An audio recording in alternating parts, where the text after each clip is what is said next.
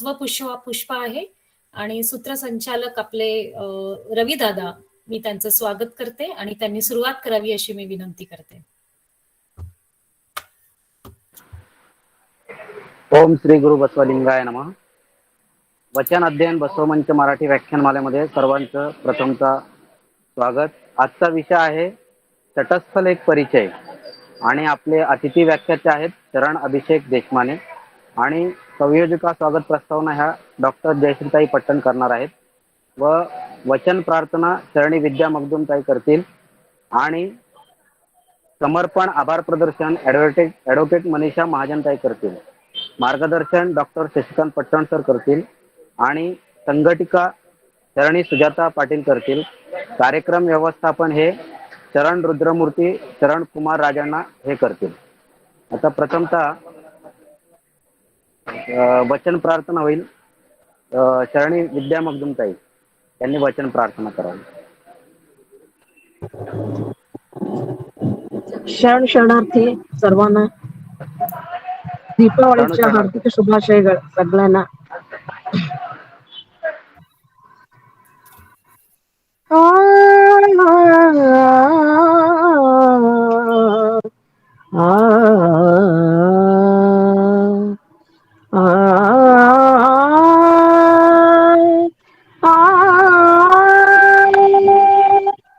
घरात घराचा मालक आहे की नाही,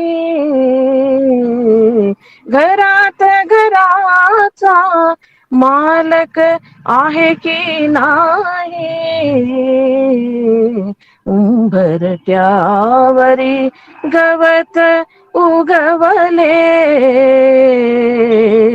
उंबरठ्यावरी गवत उगवले, घरात घराचा मालक आहे की नाही,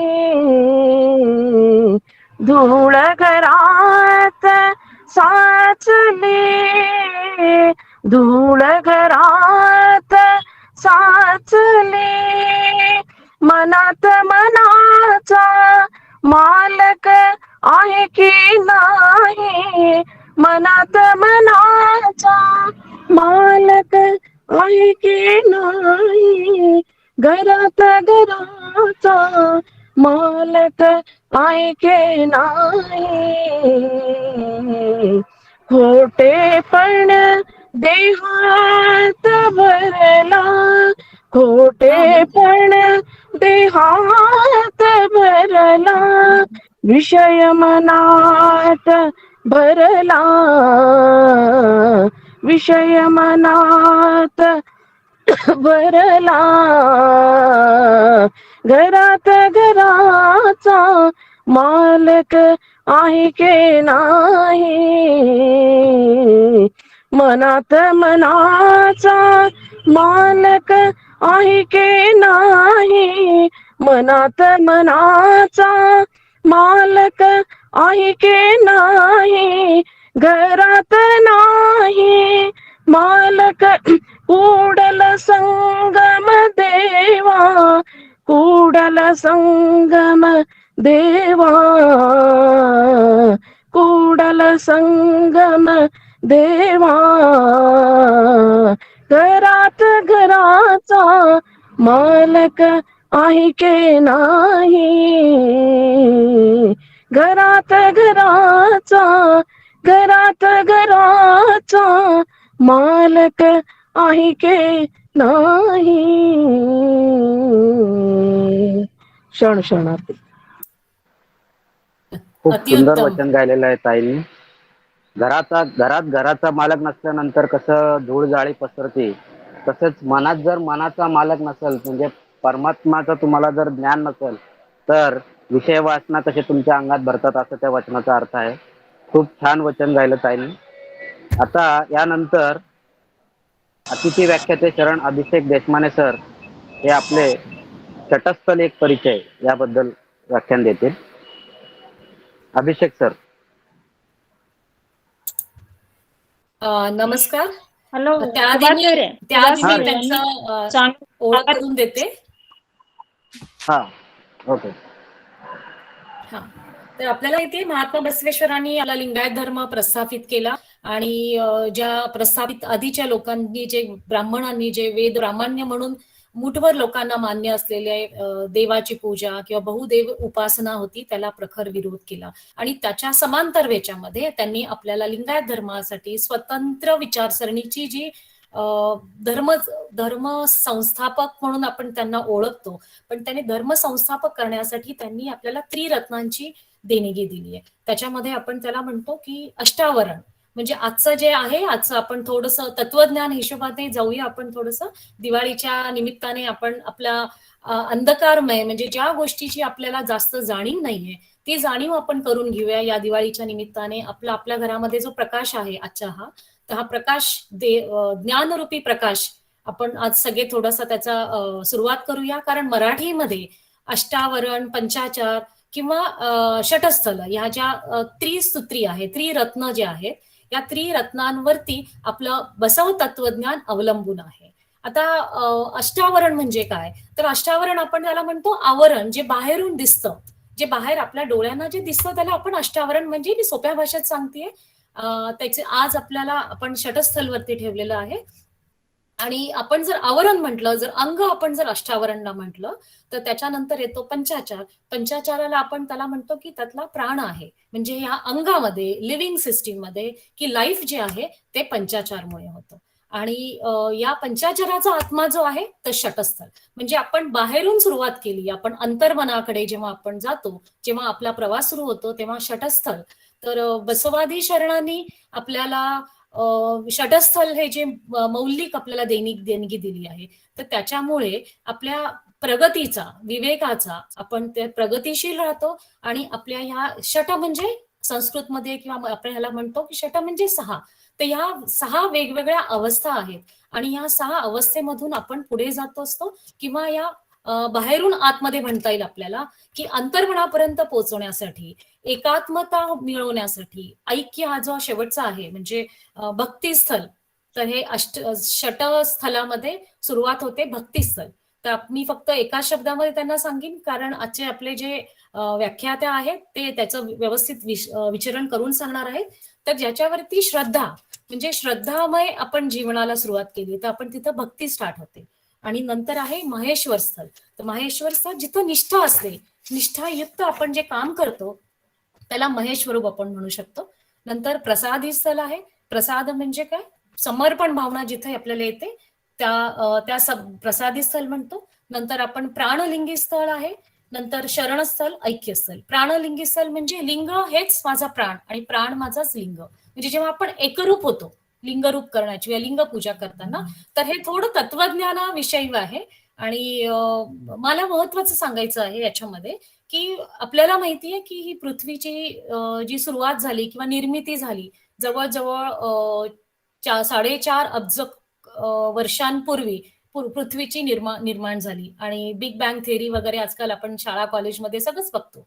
पण आपण मग तेव्हा म्हणतो की जेव्हा लाईफ स्टार्ट झालं या पृथ्वीवरती, जेव्हा जीव तयार झाला, तर तो सर्वात सूक्ष्म जीव होता आणि तो पाण्यामधून सुरुवात झालेला आहे. तर हा जो छोटा जीव जेव्हा इव्होल्युशन होत गेलं वेगवेगळ्या, म्हणजे म्हणून मग आपण मग सिम्पल ऑर्गॅनिझम पासून मग आपण हे आत्ताचे जे आपण मल्टी कॉम्प्लेक्स जे ऑर्गॅनिझम्स आहेत किंवा आपण ह्युमन बिंग आपण मानव म्हणतो, मानवाची निर्मिती झाली. तर ह्या प्रत्येक चराचरामध्ये शिव आहे. आता शिव म्हणजे काय, ही शिवाची प्रतिमा नाही, आपण त्याला एक सुप्रीम पॉवर, एक नॅचरल पॉवर म्हणू शकतो आपण. तर बसवेश्वरांनी सांगितलेलं किंवा बसवादी शरणांनी सांगितल्याप्रमाणे प्रत्येक लाईफ हा आपण शिवाचं स्वरूप बघितलं पाहिजे.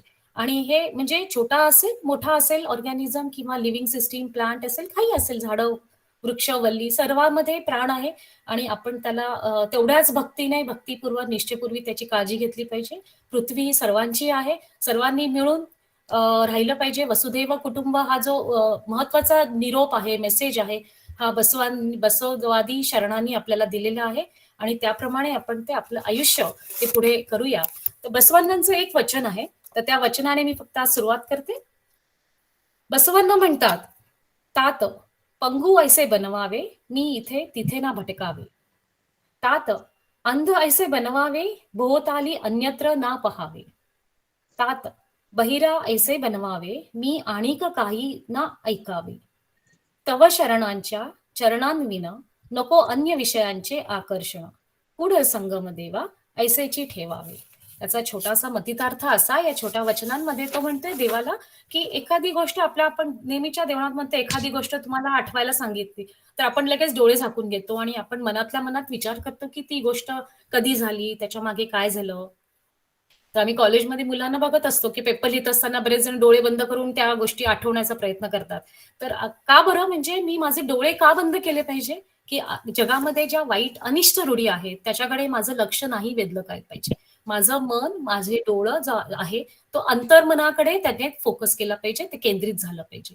तसंच मला बहिरा कर, म्हणजे मला अनिष्ट गोष्टी ज्या ऐकू येतात जगामध्ये, जग हे भरलेलं आहे चांगल्या वाईट गोष्टींचं भरलेलं असतं, पण मला माझ्या मनाला मी जर सराव केला की त्यातल्या फक्त मला चांगल्या गोष्टीच वेचून घ्यायच्या आहेत आणि त्या वेचूनच मला माझं आयुष्य पुढे घ्यायचं आहे, तर नक्कीच आपल्या वचनांमध्ये ज्या बसवांनी सांगितलं आहे की माझ्या इंद्रियांवरती जर मी नियंत्रण केलं, फक्त चांगल्या गोष्टीच ऐकल्या, चांगल्या गोष्टीच बघितल्या, चांगल्या गोष्टीच मी माझ्या तोंडून वदल्या, म्हणजे लोकांना मी उपयोगी होईल, सदाचार माझा आचरण असेल, तर नक्कीच मी कुडल संगम देवाचा प्रिय होईल.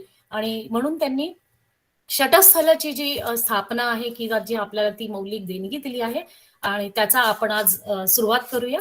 आणि विशेष म्हणजे आजचं हे विशेष मला म्हणता येईल आपल्याला 5वं पुष्प. पण आतापर्यंत आपण जे हे 4 पुष्प घेतले तर ते आपण सुरुवात म्हणजे ज्येष्ठ प्राध्यापिका किंवा आपण म्हणतो प्राचार्य होत्या मॅडम शेटे मॅडम होते, नंतर आपले चनवीर दादा होते, ज्येष्ठ पत्रकार, त्यांच्यापासून सुरुवात त्यांनी आपल्याला दिली आहे. तर अशा ज्येष्ठ लोकांपासून आपण सुरुवात केली आणि आजचं जे आहे, आजचं हे विशेष आहे, म्हणजे वयाच्या 25व्या वर्षी आज जे आपले अतिथी आहेत, व्याख्याते आहेत देशमाने, अभिषेक देशमाने. तर त्यांचं आज वय म्हणजे 24-25च्याच आसपास आहे, म्हणजे आम्हाला मुलासारखं म्हणता येईल किंवा या पूर्ण आमच्या बसव फॅमिलीला, बसव कुटुंबाला आम्ही तुम्हाला भाऊ म्हणतो किंवा आज भाऊबीज आहे आणि मी तुम्हाला या निमित्ताने बसव मंच खुला करते. पण त्याआधी फक्त मला एवढं सांगायचं आहे की अभिषेक श्रीकांत देशमाने सर हे नांद्रे गावचे आहेत, मिरज तालुका आणि सांगली जिल्ह्यामधून.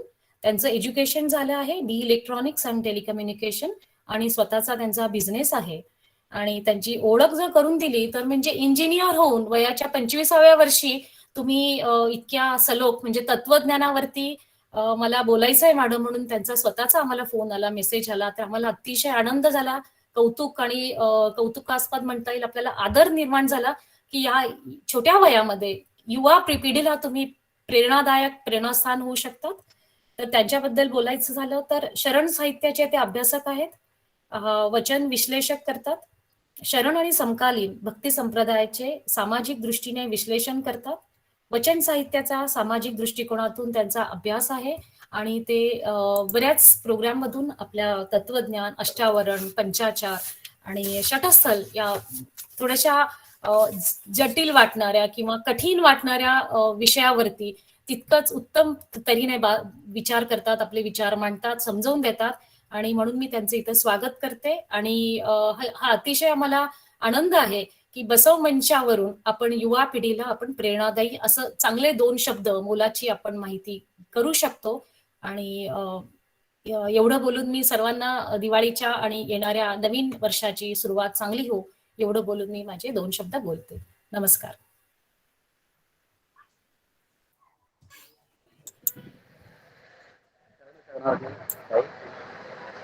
कारण अभिषेक देशमानांच्या बाबतीत ताईने आता सर्व माहिती दिलेली आहे. कारण अभिषेक सर, तर तुम्ही व्याख्यानाला सुरुवात करा. धन्यवाद सर, धन्यवाद मॅडम. तर आजचं हे जे सत्र आहे हे तत्वज्ञानावर आधारित आहे. आता मॅडमांनी सांगितलं की लिंगायत धर्माच्या तत्वज्ञानामध्ये षटस्थल नावाचा एक सिद्धांत आहे, एक तत्वज्ञान आहे आणि यावर आधारित आजचं हे सत्र आहे. तर सर्वप्रथम मला षटस्थलावर बोलण्याची संधी दिली त्याबद्दल पट्टण सर, पट्टण मॅडम, सूत्रसंचालनकार रवींद्र खुबा सर आणि या मीटिंग मध्ये उपस्थित असणारे सर्वांना मी शरणार्थी करतो. सर्वप्रथम सर्वांना मी चन्नबसवण्णांच्या जयंतीनिमित्त हार्दिक हार्दिक शुभेच्छा देतो. तर चन्नबसवण्णांना षटस्थल ज्ञानी असं म्हटलेलं आहे.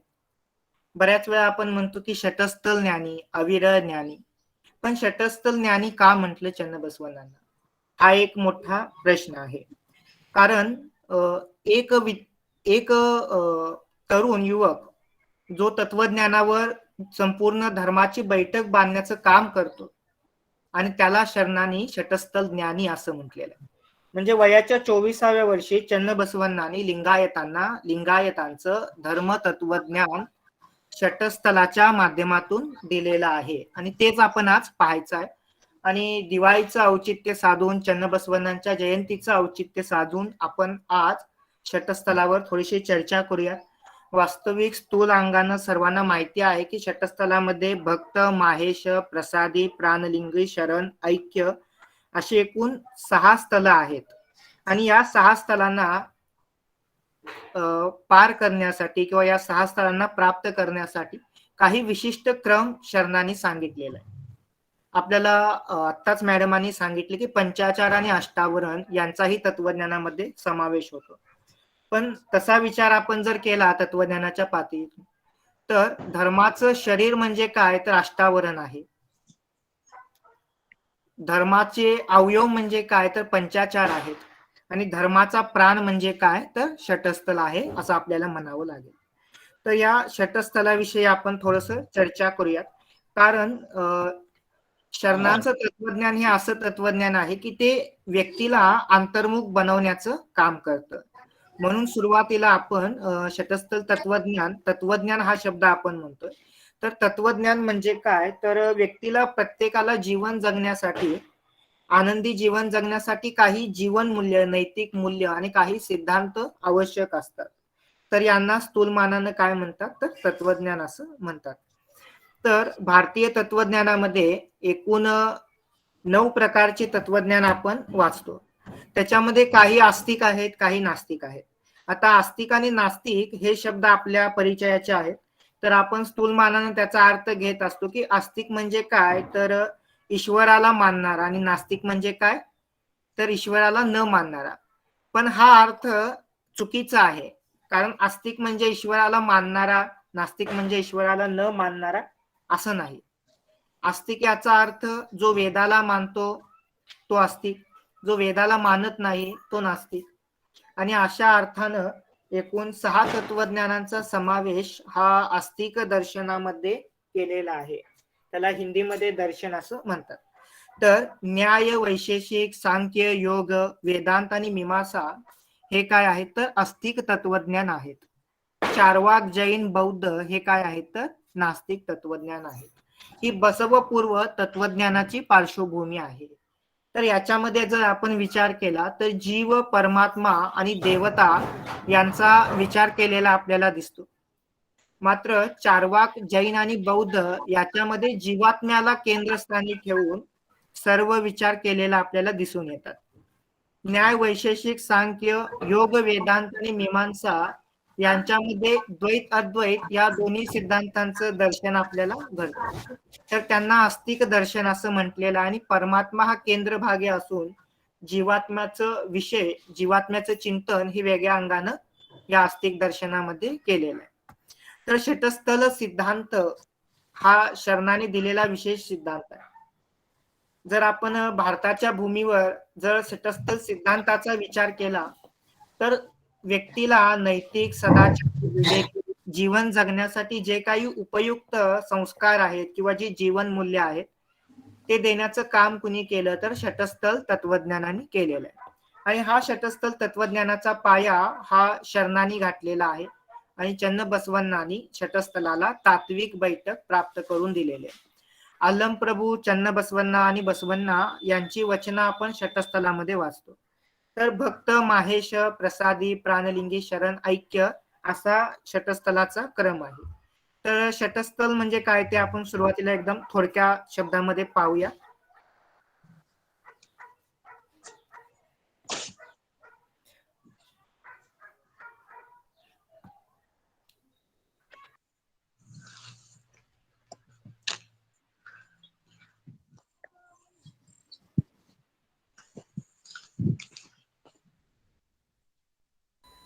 ಬಿರಾದರ್ ಸರ್ ನಿಮ್ದು ಮೈಕ್ ಮ್ಯೂಟ್ ಮಾಡ್ಕೊರಿ. काय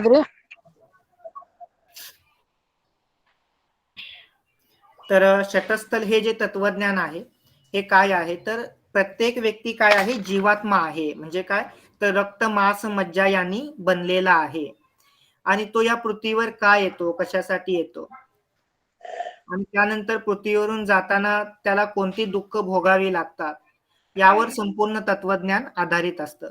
तर शटस्थल तत्वज्ञान हे जीवात्म्याला परमात्मा बनवणारं मानसशास्त्रीय सिद्धांत आहे. कारण याच्यामध्ये मनाचा विचार, भावनांचा विचार हा मोठ्या प्रमाणामध्ये शरणांनी केलेला दिसतो. शटस्थल तत्वज्ञानामध्ये पंचविकार, षडरिपू, अष्टमद यांना नाहीस करण्याचं तत्वज्ञान आहे. म्हणून हा मानसशास्त्रीय सिद्धांत आहे. जीवन जगताना जे भौतिक जीवन आहे हे मायेमध्ये गुंतलेलं आहे. व्यक्तीला दररोज पैशाची, संपत्तीची, नात्यांची, त्यानंतर व्यावहारिक जीवनामध्ये काही इतर गोष्टींची आवश्यकता असते आणि या गोष्टींमध्ये, या पाशामध्ये तो व्यक्ती अडकून पडतो. याला माया असं म्हटलेलं आहे शरणाने. मग आलमप्रभू सांगतात माया म्हणजे काय तर स्त्रीला माया म्हणतात पण स्त्री माया नाही. भूमीला माया म्हणतात पण भूमी माया नाही. सुवर्णाला माया म्हणतात पण सुवर्ण माया नाही. मनासमोरची जी आशा आहे ती माया आहे असं आलमप्रभू आपल्याला सांगतात. तर हे संपूर्ण जग हे काय मायेनं व्याप्त आहे हा प्राथमिक प्रश्न आपल्याला शटस्थलासमोरचा दिसतो आणि त्यावर आधारित शटस्थलाची संपूर्ण रचना झालेला आहे. हे जग काय आहे तर मायेनं भरलेलं आहे आणि या मायापाशातून जीवाला मुक्त करून त्याला आनंदाची प्राप्ती करून द्यावी या दृष्टिकोनातून शटस्थलाच्या 6 पायऱ्या आपल्याला अभ्यासायच्या आहेत. तर जीवन जगताना भौतिक मायामय जगात जीवन जगत असताना मानवी शरीर, मन, भावना यांचा विकास करावा. पहिली पायरी सांगतात की हे जग काय आहे तर मायेने भरलेलं आहे, मायेनं व्यापलेलं आहे आणि या जगामध्ये जगत असताना जीवात्म्याला रक्त, मांस आणि मज्जा यांनी युक्त असं काय मिळालेलं आहे, शरीर मिळालेलं आहे जे परमात्म्याचं तत्व समजून घेण्यासाठी कारण आहे. म्हणून शरीर नाकारत नाहीत हा एक महत्वाचा सिद्धांत आपल्याला त्या ठिकाणी लक्षात येतोय. तर शरीर, मन, भावना यांचा विकास करावा असं शरण सांगतात. आता शरीराचा विकास कसा करणार तर शरीराच्या ज्या आसक्ती आहेत या आसक्तींना दूर करून शरीराचा विकास करणार. मनाचा विकास कसा करणार यासाठी शरण सांगतात की मनाच्या ज्या काही वासना, लालसा आहेत यांना शमवून, यांना नष्ट करून त्या मनाचा विकास करणार. भावनांचा विकास करण्यासाठी भावनांना जे विकार आहेत, भावनांना जे अडथळे आहेत या अडथळ्यांना, भावनांना, कुभावनांना दूर करून आपण त्यांचा विकास करणार. तर शरणांनी सांगितलं की शटस्थलामध्ये नक्की काय होतं तर दुराचारी व्यक्ती असेल तर त्या व्यक्तीचं मन परिवर्तन होतं. त्याच्या मनाचं सुमनामध्ये म्हणजे चांगल्या मनामध्ये, चांगल्या भावनांमध्ये रूपांतर होतं. त्याच्या चित्ताचं सुचित्तामध्ये होतं. त्याच्या ज्ञानाचं सुज्ञानामध्ये रूपांतर आणि निसर्गतः त्या व्यक्तीला जे प्राप्त झालेले गुणधर्म आहेत ज्याला शरीर विकार, तन विकार असं म्हटलेलं आहे, ज्याला आपण अष्टमद, षडरिपू आणि पंचविकार असं म्हणतो. तर या सर्वांना नष्ट करून, या सर्वांना दूर करून जीवात्मा दया, ममता, करुणा, प्रेम, शांती, मानवता आणि समता या मानवतावादी तत्वज्ञानांना जवळ करतो. आणि ही तत्व काय आहे तर विश्वबंधुत्ववादी आहे. म्हणजे जीवात्म्याला बहिर्मुखी जीवात्म्याला अंतर्मुखी बनवणारा हा सिद्धांत आहे. मायेचं निवारण करून जीवनाचा आनंद शोधायला सांगणारं हे तत्वज्ञान आहे आपल्या लक्षात आलं असतं. पूर्वी 2 मिनिट सर्वांनी 2च मिनिट. अभिषेक सर्वांनी आपले माईक बंद करा please. Siddhappa Birajdar sir, Siddhappa Birajdar sir, बाकी लोग बंद ಮಾಡ್ರಿ ಮೈಕ್ ಎಲ್ಲ ದಯವಿಟ್ಟು ಪ್ಲೀಸ್. ಡಿಸ್ಟರ್ಬ್ ಹೋಗ್ತಾ ಇದೆ ಆಯ್ತಣ್ಣ. ಮಹೇಶ್ ತೆರದಾಳ್ ಅವ್ರಿಗೆ ಅಡ್ಮಿನ್ ಮಾಡ್ರಿ, ಇವ್ರ ಬಂದ್ ಮಾಡ್ತಾರ. ದಾನಮ್ಮ ಮಹೇಶ್ ತೆರದಾಳ್ ಅವ್ರಿಗೆ ಮಾಡ್ರಿ. स्लाइड शेअरिंग पण बंद करा मॅडम, गोंधळ होतोय. Sharing okay ನಕೋಯ್? ಸರ್ ಮಾಡ್ತಾ ಇದ್ದೀನಿ ಸರ್, ಮಹೇಶ್ ಸರಿ ಮಾಡಿದ್ದೀನಿ. ಹಾ ಮಾಡ್ರಿ, ಅವ್ರು ಮಾಡ್ತಾರೆ. ಶೇರಿಂಗ್ नकोय?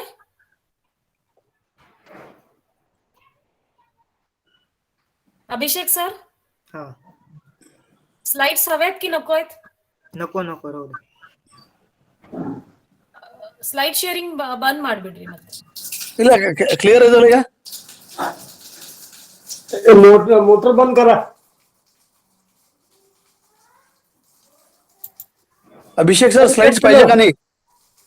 फक्त मला तो तक्ता लागणार आहे. तो जो तक्ता याच्या चार्ट, पुढे जो तक्ता तर आहे, चार्ट हा, नेक्स्ट चार्ट स्लाइड ठेवा फक्त लागेल. दाखवा. बंद केली काय? हा मी तो सांगेन ಸರ್ त्यावेळी ಮಹೇಶ್ चालू. ಸರ್ ಈಗ ಸ್ಟಾರ್ಟ್ ಮಾಡಿ ಸರ್. हम्म. तर षटस्थलाचं मूळ देखील समजून घेणं गरजेचं आहे, कारण षटस्थल सिद्धांत हा जीवात्म्याला बहिर्मुखी गोष्टीपासून अलिप्त करून त्याला अंतर्मुखाचं दर्शन घडवतो, अंतरात्म्याचं दर्शन घडवतो. त्यामुळे त्याचं मूळ काय आहे तर शरण सांगतात पिटिका स्थलाच्या अंतर्गत तर परमात्म्याचं स्वरूप, विश्वोत्पत्ती, मायेचं निवारण, माया म्हणजे काय, ज्ञानाची संकल्पना नक्की काय आहे, लिंगधारणा तत्व म्हणजे काय, लिंग तत्व सामरस्य म्हणजे काय, अंग लिंग स्थल म्हणजे काय, गुरुलिंग जंगमाचं स्वरूप नक्की काय, तर या सर्वांचा समावेश आपल्याला पिटिका स्थलामध्ये करता येतो. तर या पिटिका स्थलाच्या अंतर्गत आपण षटस्थलाचं मूळ हे समजून घेऊ शकतो. तर बऱ्याच धर्मांनी ईश्वराच्या काही वेगवेगळ्या संकल्पना केलेल्या आहेत. काहींनी तो साकार स्वरूपामध्ये मानलेला आहे, तर काहींनी निराकार स्वरूपामध्ये मानलेला आहे. तर शरण मात्र त्याला निराकार स्वरूपामध्ये मानतात. जर आपण काही वचनांचा अभ्यास केला तर आपल्या लक्षात येतं की परमात्म्याला अवयव आहेत, परमात्म्याला 10 हात आहेत असं कोणीही म्हटलेलं नाही. शरण सांगतात की परमात्मा हा निराकार आहे, तो निर्गुण आहे, तो सर्वव्यापी आहे, त्याने सृष्टीची निर्मिती केली आहे, त्याचं वर्णन आपण करू शकत नाही, त्याला अनुभवू शकत नाही, असं त्याचं वर्णन शरणांनी केलेलं आहे. आणि त्या परमात्म्याचं वर्णन करताना शरणांनी एकूण 3 प्रकारे त्याचं वर्णन केलेलं आहे. तर पहिल्यांदा त्याचं वर्णन करतात सर्वशून्य निरालंब. तर सर्वशून्य निरालंब आता बिग बँग थेअरी विषयी मॅडम सांगत होत्या. तर पृथ्वीचा किंवा आकाशगंगेचा असा एक भाग आहे किंवा असा एक काळ होता की ज्या काळामध्ये ग्रहांची किंवा ताऱ्यांची निर्मिती झालेली नव्हती. आणि त्या काळामध्ये फक्त या संपूर्ण ब्रह्मांडामध्ये अंधार सोडून दुसरं काहीच अस्तित्वात नव्हतं. त्यावेळी जे तत्व होतं, त्यावेळी परमात्म्याचं जे चैतन्य होतं, त्याला शरणांनी सर्वशून्य निरालंब असं म्हटलेलं आहे. तर सिद्धलिंग यतींनी एका वचनामध्ये आपल्याला सांगितलेलं आहे की त्या परमात्म्याचं स्वरूप नक्की काय आहे. तर ते म्हणतात की आत बाहेर हात पाय जटा वगैरे असं कोणतंही स्वरूप त्याला नव्हतं, असा कोणताही आकार त्याला नव्हता, दिशांचं बंधन त्याला नव्हतं, स्थावर जंगम किंवा स्थूल सूक्ष्म वेळ असं कोणतंही बंधन त्याला नव्हतं. असं त्या परमात्म्याचं स्वरूप होतं, त्याला वेळेचं कोणतंही बंधन नव्हतं. आणि त्याला शरणांनी सर्वशून्य निरालंब असं म्हटलेलं आहे. ते सर्वशून्य निरालंब हे सृष्टीच्या निर्मितीच्या अगोदरचं तत्व आहे. तर त्यानंतरचं जे तत्व आहे ते सांगतात शून्यस्थल किंवा शून्य स्थिती. या ठिकाणी काही ग्रहांची, काही जीवांची निर्मिती व्हायला चालू होते आणि थोडासा प्रकाश त्या आकाशगंगेमध्ये निर्माण व्हायला चालू झालेला आहे आणि काही प्रमाणामध्ये थोडासा साकार स्वरूप त्या परमात्म्याच्या अंशाला आलेला आहे असं सांगतात.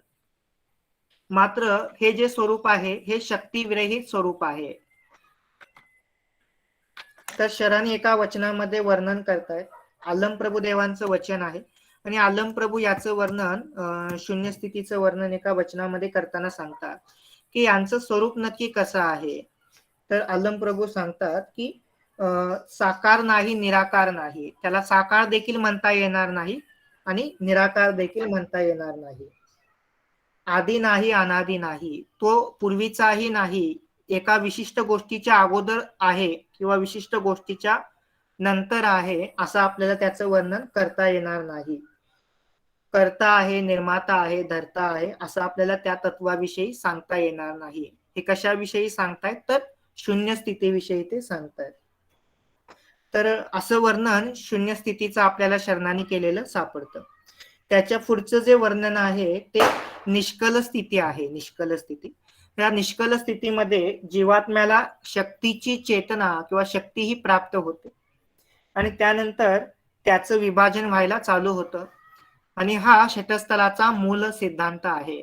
शक्तीचं विभाजन होऊन जीवात्म्याला पृथ्वीचे किंवा पंचमहाभूतांचे गुणधर्म प्राप्त होतात आणि त्या पंचमहाभूतांचे गुणधर्म हे तामसी आहेत, राक्षसी प्रवृत्तीचे आहेत, माया पाशामध्ये गुंतवून ठेवणारे आहेत, अज्ञान अंधकारामध्ये व्यक्तीला ढकलणारे आहेत. म्हणून शरण सांगतात की या जड तत्वापासून निर्गुण अशा तत्वापर्यंत जाण्याचा मार्ग म्हणजे काय आहे तर षटस्थल सिद्धांत आहे. आणि याचं वर्णन शरणांनी अंगस्थल लिंगस्थल या सिद्धांताच्या अंतर्गत आपल्याला केलेलं दिसतं. तर शरण सांगतात की मनासमोरची आशा म्हणजे काय आहे तर माया आहे. मनासमोर असणारी आशा, आकांक्षा, स्त्रीची वासना, संपत्तीची वासना, नात्यांची लालसा, या सर्व गोष्टी काय आहेत माया आहेत असं सांगतात. एखाद्या गोष्टीची इच्छा असणं, भावना असणं ही देखील एक मायेचं लक्षण आहे असं शरण सांगतात. तर ही मायेचं स्वरूप सुद्धा ज्यावेळी नव्हतं त्यावेळी परमात्म्याचं स्वरूप होतं, परमात्म्याची निर्मिती होती असं ते सांगतात. मग या सर्व गोष्टींची निर्मिती कुणी केली तर परमात्म्याने केली. सर्व विकारांची, सर्व भावनांची, सर्व सृष्टीमधल्या सजीव निर्जीव गोष्टींची, अंडज, स्वेदज वगैरे जीवांची निर्मिती कुणी केली तर परमात्म्याने केली असं शरण आपल्याला सांगताना दिसतं.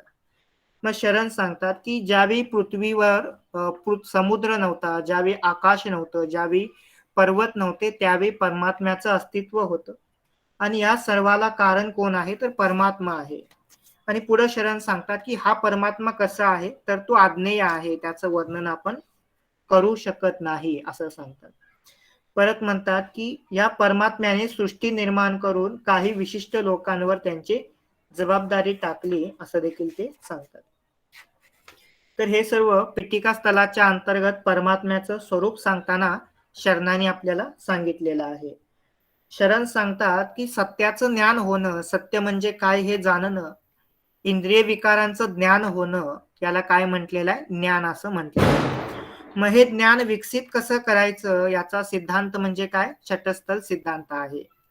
व्यक्तीला जडवादी तत्वापासून सोडून त्याला निवृत्ती मार्गामध्ये कार्यान्वित करून त्याला ज्ञानी विवेकी बनवून अंतिमतः त्या परमात्म्याच्या तत्वामध्ये विलीन करण्याचं सामर्थ्य कुणामध्ये आहे तर षटस्थल तत्वज्ञानामध्ये आहे. त्याला शेवटची पायरी सांगतात की ऐक्य स्थल. तर आपण क्रमाक्रमानं त्या स्थलांविषयी देखील पाहणार आहे आणि या सत्राचा मुख्यतः विषय आहे षटस्थल परिचय. आता आपण पूर्ण षटस्थल तत्वज्ञान या 45 मिनिटांमध्ये समजवून घेऊ शकत नाही कारण षटस्थल हा अतिशय गहन विषय आहे. तरी देखील षटस्थलाचं बीज जे आहे ते कशामध्ये आहे हे आपण समजून घेऊया. तर परमात्म्याचं स्वरूप, निर्मिती, त्यानंतर त्या मायेचं निवारण, त्या मायेचं निवारण करण्याविषयी शरण सांगतात की ज्ञानाने मायेचं स्वरूप जाणून त्या मायेचं निवारण करता येतं. मायेपासून दूर राहून इंद्रियांवर विजय मिळवून त्या मायेचं निवारण करता येतं असं शरण आपल्याला सांगताना दिसतात.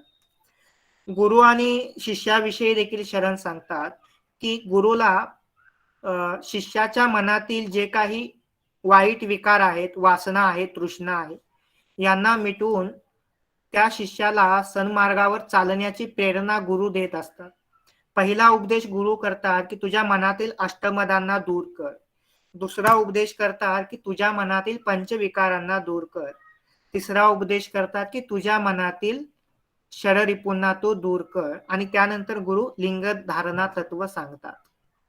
तर हे लिंग धारणेचं तत्व आहे आणि याप्रमाणे गुरु शिष्याचं नातं शरणांनी सांगितलं की गुरु आणि शिष्य हा कसा आहे तर सुगंध आणि पुष्प आणि त्याचा परिमळ, म्हणजे पुष्प आणि त्याचा सुगंध किंवा कापूर आणि अग्नी यांच्यासारखा आहे, तो एकमेकांमध्ये समरस होऊन जातो असं सांगतात.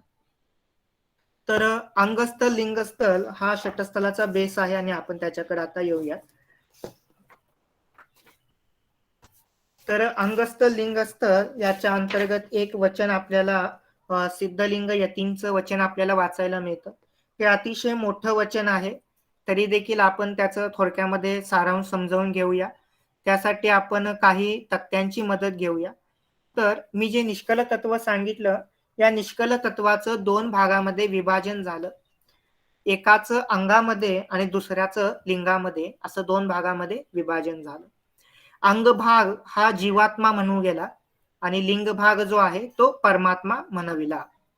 तर या अंग भागामध्ये योगांग, भोगांग, त्यागांग असं पुन्हा त्याचं 3 भागामध्ये विभाजन झालं आणि लिंग भागाचं देखील पुन्हा 3 भागामध्ये विभाजन झालं. त्याला भावलिंग, प्राणलिंग आणि इष्टलिंग अशी नावं शरणाने दिलेली आहेत. आणि भावलिंग, प्राणलिंग, इष्टलिंग हे जे आहेत, हे तत्व आपल्याला सुरुवातीला गुरु शिष्याच्या स्थूल, सूक्ष्म आणि कारण शरीरावर स्थापन करतात हे माहिती आहे. तर पुन्हा या 3 लिंगांचं, पुन्हा ह्या तिघांचं रूपांतर 6 मध्ये झालं. शरणाने एका वचनामध्ये सांगितलेलं आहे, 3चे 6 होती. तर 3चे 6 होती म्हणजे काय? तर भावलिंग, प्राणलिंग, इष्टलिंग या 3 तत्वांचं आचारलिंग, गुरुलिंग, शिवलिंग, जंगमलिंग, प्रसादलिंग, महालिंग या 6 तत्वामध्ये रूपांतर होणं, याला काय म्हटलेलं आहे शरणाने? 3चे 6 होती. आणि लिंगस्थलाच्या अंतर्गत आपल्याला हा विषय पाहायचा आहे. अंगस्थलाच्या अंतर्गत एका अंगाचे 3 भागामध्ये विभाजन झालं, त्याला योगांग, भोगांग, त्यागांग असं नावं दिलेली आहेत.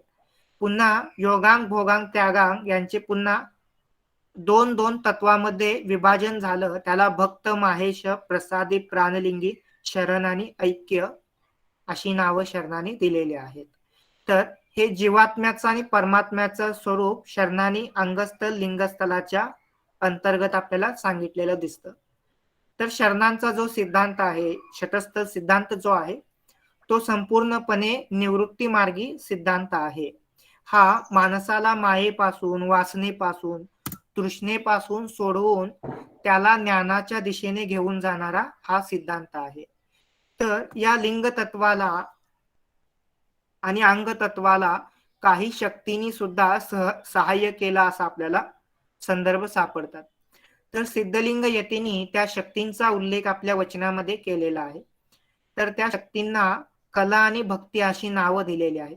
अंगस्थलामध्ये जी शक्ती आहे तिला भक्ती असं म्हटलेलं आहे आणि लिंगस्थलामध्ये जी शक्ती आहे तिला कला असं म्हटलेलं आहे. तर कला ही काय आहे? प्रवृत्ती मार्गी आहे आणि भक्ती ही काय आहे? निवृत्ती मार्गी आहे. जर आपण षटस्थलांची तुलना या भक्तींबरोबर केली, या शक्तींबरोबर केली, तर आपल्याला त्यांच्यातील नातं, त्यांच्यातील संबंध देखील लक्षात येतो. तर भक्तस्थलाला श्रद्धा भक्ती स्थल असं म्हटलेलं आहे. त्यानंतर माहेश स्थलाला निष्ठा भक्ती स्थल असं म्हटलेलं आहे. प्रसादी स्थलाला अवधान भक्ती असं म्हटलेलं आहे. प्राणलिंगी स्थलाला अनुभाव भक्ती असं म्हटलेलं आहे. आणि त्यानंतर शरण स्थलाला आनंद भक्ती म्हटलेलं आहे. ऐक्य स्थलाला समरस भक्ती असं नाव दिलेलं आहे. तर आपण प्रत्येक वेळी या भक्तींची नावं घेतो. तर या भक्ती म्हणजे काय आहे? तर त्या तत्वाला प्राप्त झालेल्या शक्ती, ज्याला शरणानी भक्ती असं नाव दिलेलं आहे, त्या म्हणजे काय? तर ही सर्व नावं आपण म्हणतो: श्रद्धा, निष्ठा, अवदान, अनुभव, आनंद आणि सामरस्य. तर शरण सांगतात की माणसाची किंवा जीवात्म्याची निर्मिती ही जडवादी तत्वाने झालेली आहे. मग जडवादी तत्व कशी निर्माण होतात याचं वर्णन एका वचनामध्ये शरण करतात की ज्यावेळी संपूर्ण सृष्टीची रचना झालेली नव्हती, त्यावेळी एक हलकं असं तत्व होतं, त्याला आत्मा असं नाव शरणाने दिलेलं आहे. आणि या आत्मा तत्वाला आकाश नावाच्या तत्वानं व्यापलं. त्यावेळी आत्म्यापासून आकाश हे पहिलं जडवादी तत्व, नंतर आकाशापासून पुढचं तत्व आहे ते तेज आहे, तेजानंतर अग्नी आहे, अग्नीनंतर आप आहे, आपानंतर भूमी आहे. तर ही काय आहेत? क्रमानं येणारी जडत्ववादी तत्व आहेत. तर आपल्याला हा सिद्धांत समजून घेण्यासाठी हा तक्ता समजून घेणं गरजेचं आहे. तर आपण ह्या तक्त्याचं वाचन थोडंसं करूयात, म्हणजे आपल्याला षटस्थलाचा थोडक्यामध्ये अंदाज येईल. तर पहिलं जे स्थल आहे भक्तस्थल, या भक्तस्थलाची भक्ती आहे श्रद्धा भक्ती. त्याचं लिंग आहे आचार लिंग. त्यामध्ये जे लिंग तत्व आहे त्याची जी शक्ती आहे ती निवृत्ती आहे आणि त्याच्यानंतर त्याला अर्पण केला जाणारा पदार्थ गंध आहे, हस्त सुचित्त आहे, मुख नाक आहे आणि प्रसाद सुगंध आहे. तर याचं वाचन करण्याविषयी देखील शरण एका वचनामध्ये सांगतात की शरणांचं तत्व नक्की कसं आहे. तर शरीराला प्राप्त होणारे भोग हे लिंगाला प्राप्त झाले पाहिजेत अशा भावना शरण प्रत्येक वचनामध्ये व्यक्त करताना दिसतात. चन्नबसवण्णांनी एका वचनामध्ये सांगितलं की डोळ्यासमोर लिंग धरल्याशिवाय क्रिया करत नाही शरण. डोळ्यासमोर लिंग धरल्याशिवाय प्रसाद स्वीकारत नाही शरण. डोळ्यासमोर लिंग धरल्याशिवाय कोणतेही कर्म करत नाही शरण. तर या वचनावरून आपल्या लक्षात येते की शरण प्रत्येक ठिकाणी सांगतायत की लिंगाच्या अस्तित्वाशिवाय शरण कोणतंही कर्म करत नाही. मग यामध्ये आपल्याला थोडक्यात लक्षात घेण्यासारखी एक गोष्ट आहे की जडत्ववादी तत्वज्ञानाचं निवृत्ती मार्गी जाणाऱ्या तत्वज्ञानामध्ये, हलक्या तत्वज्ञानामध्ये रूपांतर कसं होतं याचा शरणांनी खुलासा केलेला आहे. तर त्यासाठी हा तक्ता आपण समजून घेणं गरजेचं आहे. तर आपण या तक्त्याचं थोडंसं वाचन करूयात. तर श्रद्धा भक्तीने युक्त असा भक्त, बघा भक्ती कोणती आहे तर श्रद्धा नावाची भक्ती आहे. स्थल कोणतं आहे भक्त आहे. तर श्रद्धा भक्तीने युक्त असा भक्त निवृत्ती कलायुक्त अशा आचार लिंगाला सुहस्त चित्ताने नाकावाटे गंड पदार्थ अर्पण करून सुगंध प्रसाद प्राप्त करून लिंगानंदामध्ये मग्न होतो, असं भक्तस्थलाचं वर्णन त्यांनी केलेलं आहे. माहेश स्थलाविषयी सांगतात, निष्ठा भक्तीने युक्त असा भक्त विद्या कलायुक्त अशा शिवलिंगाला नेत्रावाटे जिबे वाटे रस नावाच्या पदार्थ अर्पण करून सुरुची नावाचा प्रसाद प्राप्त करून स्वतः परमात्मा झाला, असं माहेश स्थलाचं वर्णन केलेलं आहे. तर अशा पद्धतीनं आपण या तक्त्याचं वाचन करू शकतो. तर पुढचं जे तत्व आहे ते प्रसादी स्थल आहे. प्रसादी स्थलाविषयी सांगतात की प्रसादी स्थलाची भक्ती आहे, नाही मागं घ्या,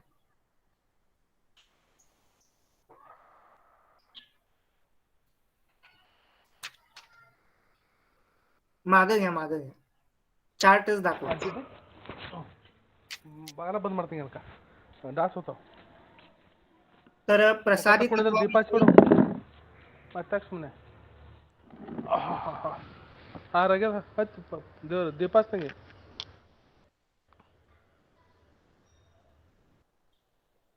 तर प्रसाद तत्वाविषयी आपण सांगू शकतो की अवधान भक्तीने, नाही मागं घ्या,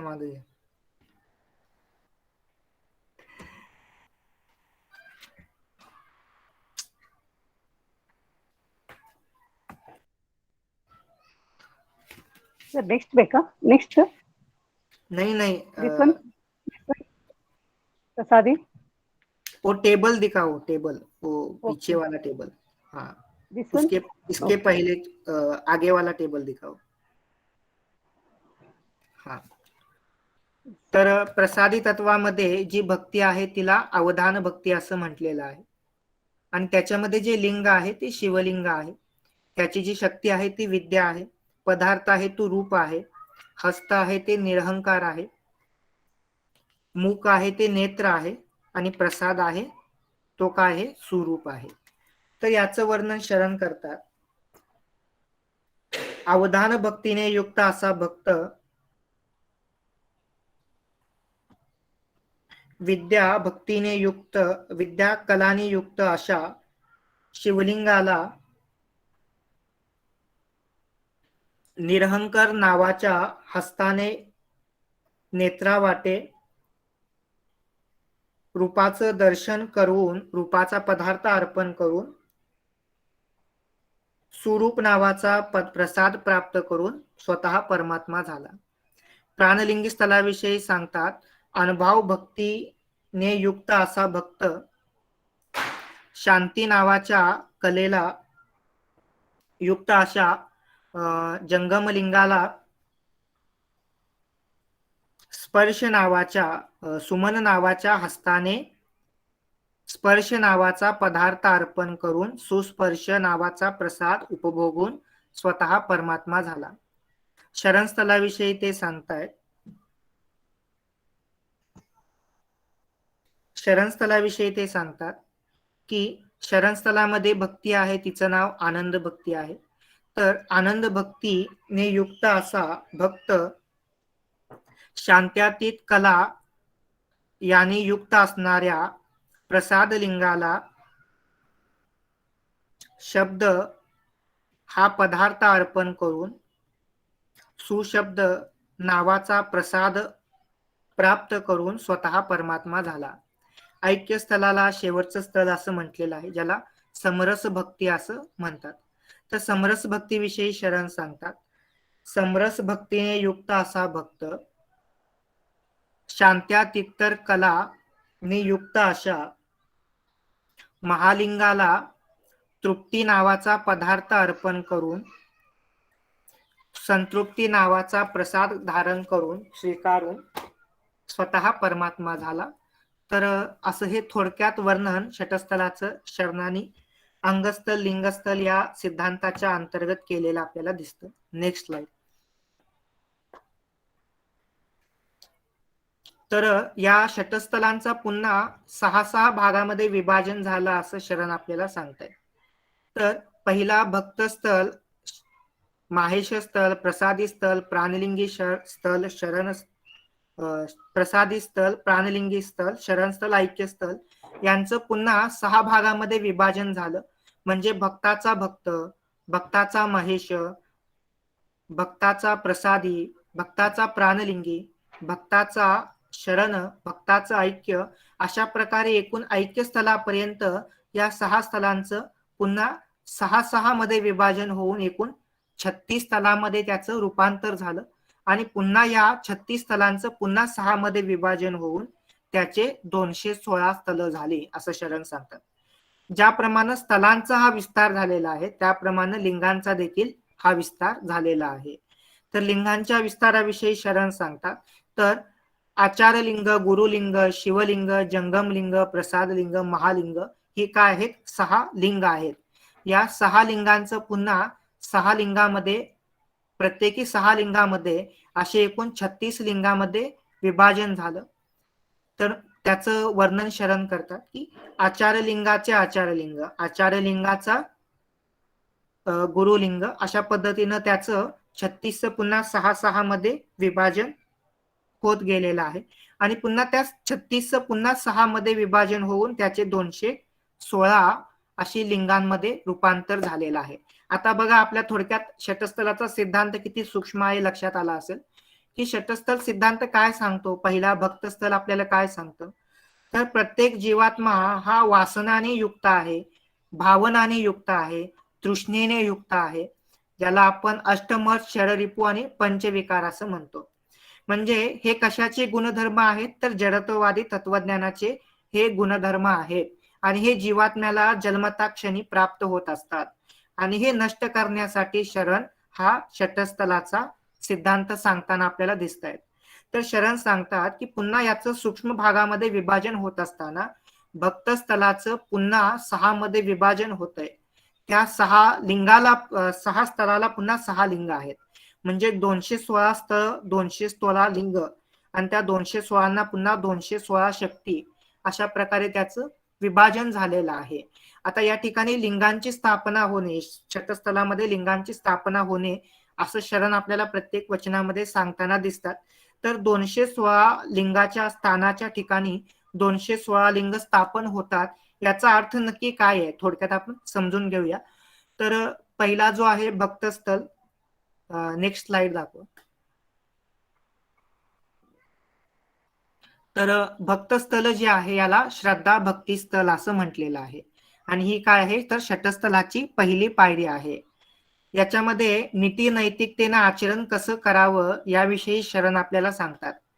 शरण आणि भवी असे दोन वर्ग बसवण्णांच्या काळामध्ये समाजामध्ये होते. जे भवी होते ते अज्ञानामध्ये होते, कर्मकांड करायचे, अंधश्रद्धेमध्ये गुरफटले गेले होते. समता नावाचा गुणधर्म भवी लोकांकडे नव्हता. म्हणून शरण सांगतात की तुम्ही भवीपण सोडून भक्त बनल्यानंतर पुन्हा अनाचार दुष्कृत्य करू नये, तुम्ही सदाचारी आचरण केलं पाहिजे असं शरण आपल्याला या वचनांमध्ये सांगताना दिसतात. तर भक्तस्थलाच्या अंतर्गत जी वचनं आहेत ती नीती नैतिकतेचं तत्वज्ञान सांगताना आपल्याला दिसतात. तर याच्यामध्ये चोरी करू नका, हत्या करू नका, खोटे बोलू नका, हे जे बसवण्णांचं वचन आहे याचा अंतर्भाव आपल्याला भक्तस्थलामध्ये झालेला दिसतो. तर भक्तस्थल हे सदाचारी आचरण कसं असावं याचं प्रतिपादन करतं. आणि थोडक्यात सांगतात की अनुभव आणि विवेकाच्या आधारे व्यक्तीनं आपलं आचरण हे ठेवलं पाहिजे. भक्तस्थलामध्ये व्यक्तीनं सत्य बोललं पाहिजे, चोरी प्राणी हत्या करू नये, अहंकार राग द्वेष मत्सर लोभ काम मद यांच्यावर व्यक्तीनं नियंत्रण प्राप्त केलं पाहिजे. कारण शरण सांगतात की मानवी मनाचे हे काय आहेत तर शत्रू आहेत. माणसाला अंधकारामध्ये ढकलण्याचं काम हे 6 शत्रू करत असतात. त्यामुळे यांच्यावर विजय प्राप्त केला पाहिजे हे भक्तस्थलाचं पहिलं लक्षण शरण सांगतात. त्याच्या पुढे शरण सांगतात की शरणांचा पूज्य वडीलधाऱ्यांचा स्त्रियांचा आदर करावा. हे भक्तस्थलाचं अतिशय महत्वाचं तत्व आहे. तर जे शरण आहे त्यांची चेष्टा मस्करी करू नये, त्यांची निंदा करू नये असं देखील आपल्याला या भक्तस्थलाच्या अंतर्गत शरण सांगताना दिसतात. परस्त्रीला प्रत्यक्ष पार्वती म्हणेन असं बसवण्णांनी एका वचनामध्ये सांगितलेलं आहे. सिद्धरामेश्वर म्हणतात की स्त्रीला माया म्हटलेलं आहे, स्त्रीला चेटकीन म्हटलेलं आहे, स्त्रीला राक्षसी म्हटलेलं आहे. मात्र शरणांनी मात्र स्त्रियांना इतकी सन्मानाची भावना दिलेली आहे, सन्मानाचं स्थान दिलेलं आहे. सिद्धरामेश्वरांनी एका वचनामध्ये सांगितलं, एक मिनिट.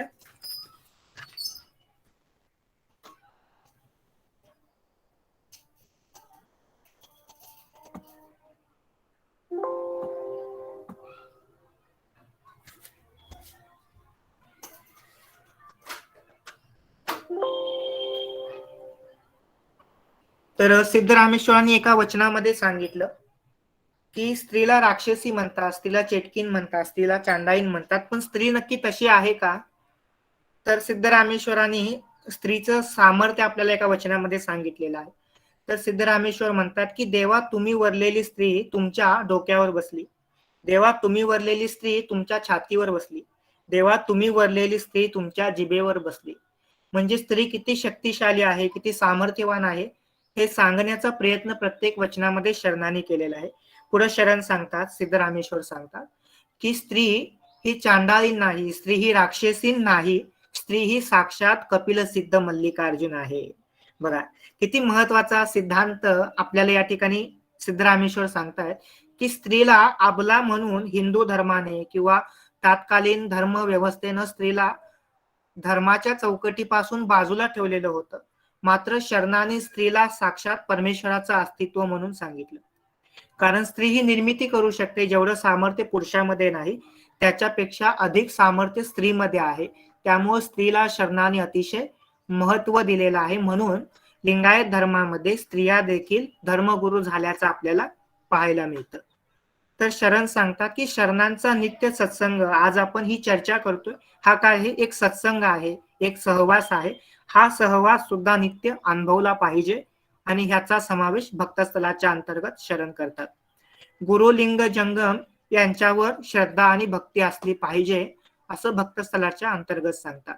कारण भक्तस्थलाचं लक्षण काय आहे तर अंग आणि लिंग यांच्या सामरस्याची पहिली पायरी आहे. त्यामध्ये शरण सांगतात की अंग आणि लिंग हे दोन्ही वेगळे नाहीत. हे भावना भक्ताच्या मनामध्ये कधी निर्माण व्हायला चालू होते तर भक्तस्थलामध्ये निर्माण व्हायला चालू होते. म्हणून गुरुलिंग जंगम यांच्याविषयी श्रद्धा असावी.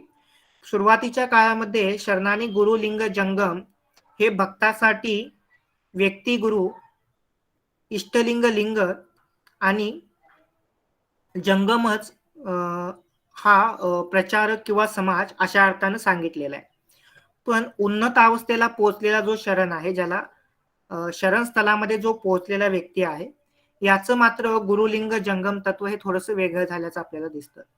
तर या ठिकाणी शरण सांगतात की भक्त आणि माहेश याच्यामध्ये त्या भक्ताच्या चेतना जागृत होतात, त्याला स्वतःच्या विवेकाचं ज्ञान होतं, स्वतःच्या जाणीवांचं ज्ञान होतं आणि त्या ज्ञानाच्या आधारे तो विचार करू लागतो, ज्ञान प्राप्त करू लागतो. त्या ज्ञानाला पहिलं गुरु असं म्हटलेलं आहे.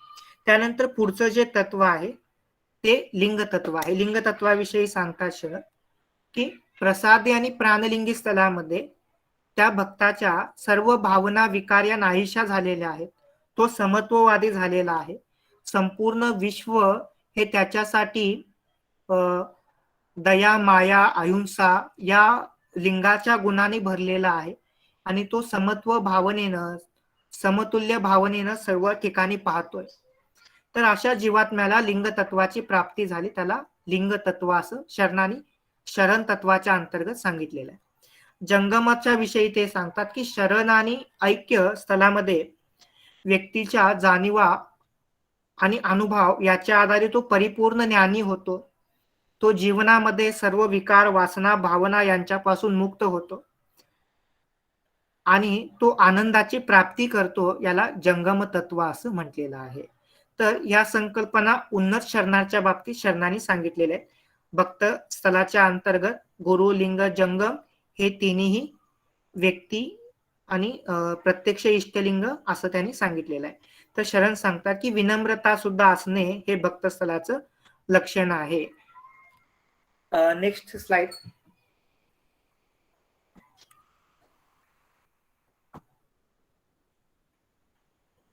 हा, तर दुसरं जे स्थल आहे त्याला माहेश स्थल असं म्हटलेलं आहे. काही ठिकाणी याचा थोडासा अपभ्रंश झालेला आपल्याला दिसतो. माहेश्वर स्थल असं देखील आपल्याला काही ठिकाणी याविषयी वाचायला मिळतं.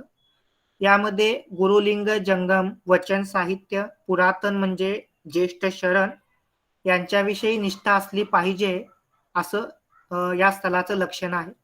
त्यानंतर कोणत्याही परिस्थितीमध्ये शरणांनी आपली जी कर्तव्य आहे ही सोडू नयेत असं प्रतिपादन आपल्याला माहेश स्थलामध्ये सापडतं.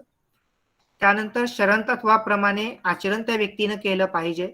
भवी लोकांची त्याने संगत करू नये. कोणत्याही परिस्थितीमध्ये शरण तत्व त्यांनी सोडता कामा नये. गयातील इष्टलिंगाशिवाय अन्य कोणत्याही देवतेची पूजा त्याने करू नये.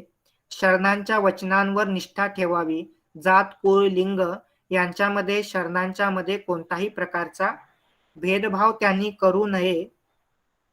परस्परामध्ये रोटीबेटी व्यवहार त्यांनी केले पाहिजेत.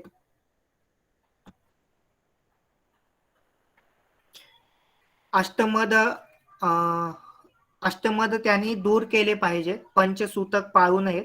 यांचा सर्वांचा समावेश आपल्याला भक्तस्थलाच्या अंतर्गत झालेला दिसतो. तर शरणांनी चन्नबसवण्णांनी एका ठिकाणी सांगितलेलं आहे की आमच्या आज्ञांची वचने, आमच्या शरणांची वचने नक्की कशी आहेत, तर ती परिसाच्या समान आहेत. म्हणजे व्यक्तीच्या जीवनाचं सोनं करण्याचं काम कोण करतात, तर वचन करतात. त्यामुळे वचन साहित्यावर निष्ठा असणं हे देखील माहेश स्थलाचं लक्षण आहे. शिष्याला त्याच्या मनातील दुर्गुण दूर करण्याचा संदेश, सल्ला हा गुरु देत असतो. त्यामुळे गुरुविषयी देखील निष्ठा असली पाहिजे. लिंग हे जीवात्म्याला परमात्म्याचं दर्शन घडवणारं एक साधन आहे, एक साध्य आहे. त्यामुळे त्याच्याविषयी देखील निष्ठा असली पाहिजे असं शरण सांगतात. चन्नबसवण्णा म्हणतात की लिंग विरहित व्यक्ती म्हणजे जिवंत फिरणारं प्रेत आहे. म्हणून लिंगाविषयी देखील निष्ठा सांगतात की कोणत्याही परिस्थितीमध्ये लिंग हे शरीरापासून अलग होऊ देऊ नये. जंगमाविषयी सांगतात एखाद्या वेळेस गुरु नाराज झाला, एखाद्या वेळेस लिंग नाराज झाले तर आपल्याला लिंगाची, गुरुची समजूत काढता येईल. मात्र जंगम नाराज झाला तर जंगमाची समजूत आपल्याला काढता येणार नाही. अशी जंगमाविषयीची निष्ठा आपल्याला माहेश स्थलामध्ये सापडते. तर शरणांची जी कर्तव्य आहेत याच्यामध्ये कायक आणि दासो ही 2 तत्व आहेत. तर ह्या 2 तत्वांचं शरणांनी संपूर्ण जीवनभर पालन केलं पाहिजे. कोणत्याही परिस्थितीत या तत्वांना शरणांनी सोडता कामा नये असं माहेश स्थलाच्या अंतर्गत आपल्याला वाचायला मिळतं.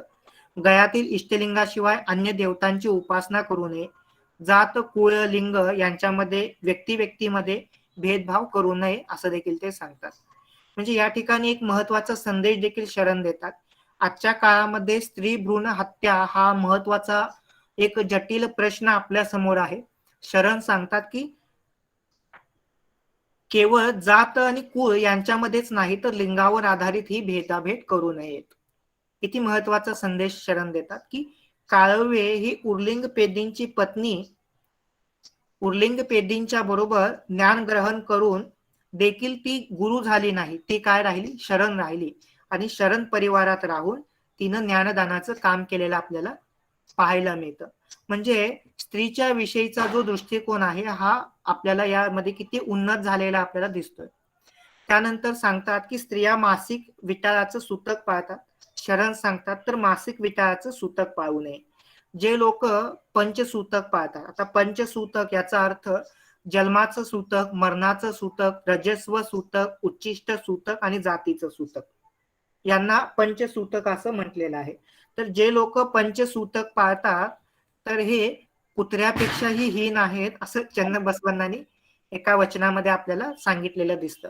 म्हणजे माणसाचं उन्नत जीवन कसं असू शकतं तर ते सूतक विरहित रचना. कारण स्त्रीचं मासिक सूतक, स्त्रीचा मासिक धर्म हा नवनिर्मितीसाठी कारण आहे. त्यामुळे तो स्त्रीला सूतक होऊ शकत नाही हा दृष्टिकोन शरणीत मांडताना आपल्याला दिसतोय. नेक्स्ट स्लाइड बघा, हे अतिशय महत्वाचं आहे. प्रसादी शब्दाविषयी बऱ्याच ठिकाणी बरेचसे गैरसमज आपल्याला पाहायला मिळत आहेत. तर भक्त आणि माहेश स्थलामध्ये आचार आणि निष्ठा सांगतायत. चांगलं आचरण कसं असावं याचा समावेश कशामध्ये आहे, भक्त स्थलामध्ये आहे. नंतर प्राप्त केलेलं ज्ञान आणि ते ज्ञान प्राप्त करण्यासाठी कारणीभूत ठरलेल्या ज्या ज्या गोष्टी आहेत, ज्या ज्या व्यक्ती आहेत, यांच्याविषयी आदरभाव हा आपल्याला माहेश स्थलामध्ये दिसतोय. आता व्यक्ती अष्टमदानी पंचविकाराने युक्त होता. ते सर्व विकार, अष्टमद, पंचविकार हे आता नाहीसे झालेले आहेत आणि तो व्यक्ती आता प्रसादी स्थलामध्ये आलेला आहे. मग आता प्रसादी स्थलामध्ये आलेल्या व्यक्तीच्या ठिकाणी अष्टमद नाहीत, पंचविकार नाहीत, षडरिपू नाहीत आणि हा व्यक्ती खऱ्या अर्थानं समाज केंद्री बनलेला आहे. तर प्रसादी स्थलाची भावना आपल्याला थोडक्यात समजून घ्यायचं. तर कोणतीही कामना मनात न ठेवता प्रसादी स्थलामध्ये व्यक्तीनं कार्य केलं पाहिजे. प्रसादी स्थलामध्ये पोहोचलेला व्यक्ती हा संपूर्ण जीवाविषयी, प्रत्येक जीवात्म्याविषयी, सृष्टीतील सजीवांविषयी प्रेम, दया, करुणा यांनी ओतप्रोत भरलेला असतो आणि प्रत्येक जीवात्म्याच्या ठिकाणी त्याला शिवाचं दर्शन घडत असतं. जीवनामध्ये येणारे जे काही दुःख आहे, संकट आहेत, यांचा तो सारख्या दृष्टिकोनातून स्वीकार करत असतो. कधी सुख आलं म्हणून तो हुरळून जात नाही आणि कधी दुःख प्राप्त झालं म्हणून खचून जात नाही. ही प्रसादी तत्वाची भावना आहे. तर या प्रसादी तत्वामध्ये लिंगाच्या ठिकाणी त्याचं चित्त एकाग्र व्हायला सुरुवात होतं आणि सर्व क्रिया या लिंगार्पित होतात आणि खऱ्या अर्थानं लिंगाला अर्पित केलेली क्रिया ही भोगाच्या दृष्टिकोनातून नाही तर लिंगाचा प्रसाद या दृष्टिकोनातून तो व्यक्ती स्वीकारत असतो. म्हणजे शरीराला प्राप्त होणारे सर्व भोग हे सुरुवातीला लिंगाला अर्पण करतात आणि नंतर त्याचं प्रसादामध्ये रूपांतर होतं. हे आपण पाहिलेलं आहे की सुरूप, सुचित्त, त्यानंतर सुगंध वगैरे हे काय आहेत तर गंध, रस, रूप यांचं उन्नत असं प्रसाद रूपातलं वर्णन आहे असं शरणांनी केलेलं आहे. तर हे प्रसाद स्वरूपामध्ये स्वीकारण्याची भावना प्रसादी तत्वामध्ये त्या व्यक्तीमध्ये येत असते. सुख, दुःख, आनंद, समाधान, नैराश्य या ज्या भावना आहेत या भावनांच्या विषयी तो निर्भाव होतो आणि या सर्व भावना सारख्याच आहेत, सारख्या दृष्टीच्या आहेत असं त्याला वाटू लागतं. हे प्रसादी तत्वाचं मोठं वैशिष्ट्य आहे. आणि प्रसादी तत्वानं शरीराला अतिशय महत्व दिलेलं आहे. कारण परमात्म्याच्या प्राप्तीसाठी शरीर हे कारण आहे. त्यामुळे शरीर हे जरी नश्वर असलं तरी परमात्म्याच्या तत्वाला प्राप्त करण्यासाठी शरीर हे कारण झाल्यामुळं शरीर देखील प्रसाद आहे, ही भावना प्रसादी तत्वाची आहे. काया वाचा मन यांच्या बाबतीमध्ये त्यांचे जे विकार आहेत हे नष्ट करून त्या ठिकाणी लिंगतत्व जागृत झाल्यामुळं त्या ठिकाणी ते देखील ब्रह्मचार्याचं पालन करतात, असं प्रसादी तत्वाची भावना आहे. पुढची स्लाइड.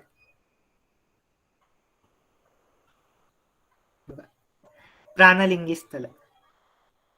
तर प्राणलिंगी स्थलाचं वर्णन हे इतर स्थलांपेक्षा थोडंसं जटिल आहे आणि प्राणलिंगी स्थल हे उन्नत अवस्थेचं स्थल आहे असं आपल्याला म्हणावं लागेल. कारण या ठिकाणी जीवात्म्याच्या सर्व विकारांचं निर्मूलन झालेलं आहे आणि हा जीवात्मा खऱ्या अर्थानं लिंग स्वरूप प्राप्त करून स्वतः लिंग झालेला आहे, अशी भावना या प्राणलिंगी स्थलाची आहे. तर प्राणलिंगी स्थल हे निजानंद प्राप्त करून देणारं काय आहे, एक स्थल आहे. यामध्ये माणसाच्या मनाचे, शरीराचे आणि भावनांचे विकार हे निर्मूलन होतात. आता माणसाच्या शरीराचे विकार कोणते, तर पंचविकार. व्यक्तीला सुगंधाची अपेक्षा, व्यक्तीला रूपाची अपेक्षा, व्यक्तीला स्पर्शाची अपेक्षा. तर हे काय आहे, वेगवेगळे विषय आहेत. हे विषय भोगल्याशिवाय त्या शरीराच्या इंद्रियांची तृप्ती होत नाही, असं शरण सांगतात. म्हणजे पंचविकारांची तृप्ती होणं ही शरीराचे विकार शमनाचा एक मार्ग आहे. मनाचे विकार कसे शमतील, तर शरण सांगतात की आपल्या मनातील अहंकार, ममत्व, भावना ही नाहीशी झाल्यानंतर मनाचे विकार हे श्रमतील. त्यानंतर पुढचं सांगतात भावांचे विकार कसे संपतील, तर सर्वांविषयी समता नावाचा दृष्टिकोन उन्नत झाल्यानंतर, संकुचित भावना नष्ट झाल्यानंतर भावांच्या विकारांचं संपूर्णतः निर्मूलन होईल. मग अशा प्रकारे शरीराच्या, मनाच्या आणि भावनांच्या विकारांचं निर्मूलन झाल्यानंतर तो व्यक्ती प्रेम, दया, समता, करुणा, मानवता, अहिंसा आणि बंधुत्वता या विश्व बंधुत्वतावादी, विश्व मानवतावादी मूल्यांनी युक्त असा होतो. याला शरणांनी परिपूर्ण शरण असं म्हटलेलं आहे, की त्याच्यामध्ये अहंकार असत नाही, ममत्व, ममकार नावाच्या भावना असत नाहीत, कारण या क्रमाक्रमानं नाहीशा झालेल्या आहेत. आणि या ठिकाणी शरीराला जे भोग प्राप्त होत आहेत त्यामध्ये शब्द, रस, स्पर्श, रूप, गंध हे जे काही 5 पदार्थ आहेत, 5 विषय आहेत, याला शरणांनी काय म्हणलेले आहेत, पदार्थ म्हटलेले आहे. ज्या पद्धतीनं माणसाला रोज भूक लागते आणि ही भूक शमवण्यासाठी तो रोज जेवण करतो, त्या पद्धतीनं शरीराला या 5 गोष्टींची भूक लागते. त्याच्यामध्ये गंध, रस, रूप, स्पर्श, शब्द यांची भूक लागते आणि तृप्ती हे आत्म्याचं तत्व आहे. तर तृप्ती ही कशाचं, तर आत्म्याचा पदार्थ आहे. तर अशा प्रकारे 6 पदार्थ या शरीराला देऊन, शरीराला उपभोगून त्याचं सुगंध, सुरुची, सुरूप, सुस्पर्श, सुशब्द, संतृप्ती अशा प्रकारे त्याचं प्रसादामध्ये रूपांतर होतं. बघा या ठिकाणी किती महत्वाचा संदेश शरण देत आहेत. फक्त ईश्वराला, लिंगाला अर्पण केलेला पदार्थ प्रसाद नाही, तर शरणांचं प्रत्यक्ष शरीर हे काय आहे, प्रसाद आहे असं शरण सांगतात. कारण शरीराच्या आधारे उपभोगलेलं जे काही सुख आहे, जो आनंद आहे, तो सर्व लिंगाला अर्पण केल्यामुळं शरीर देखील एक प्रसाद बनलेला आहे. तर याच्यामध्ये श्रद्धा, निष्ठा, अवधान, अनुभव, आनंद आणि समरस या भक्ती काय होतात, विकसित होत जातात. आणि हा काय आहे, निवृत्तीचा एक मार्ग आहे. तर आपण सुरुवातीला पाहिलं की 2 शक्तींचं देखील 2 भागामध्ये विभाजन झालेलं आहे. तर लिंगातल्या शक्तींना कला असं म्हटलेलं आहे आणि अंगातल्या शक्तींना भक्ती असं म्हटलेलं आहे. तर जीवात्म्याला मूळ स्वरूप प्राप्त होताना प्राणलिंगी स्थलाची भूमिका ही महत्वाची आहे. पुढचं स्लाइड.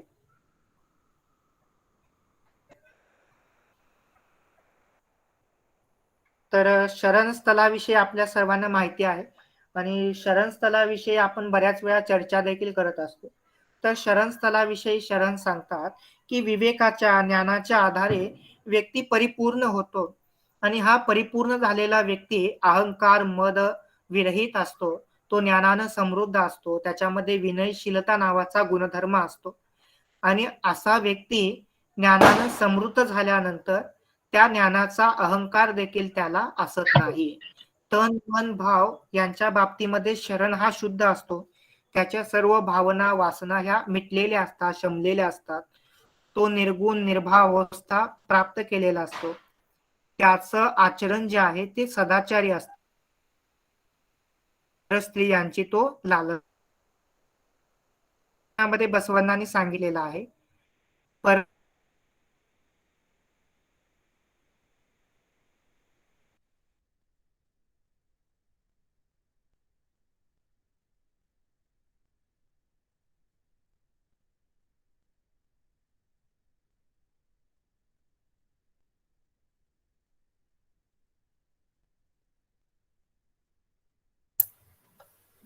अभिषेक सर, आवाज येत नाहीये तुमचा.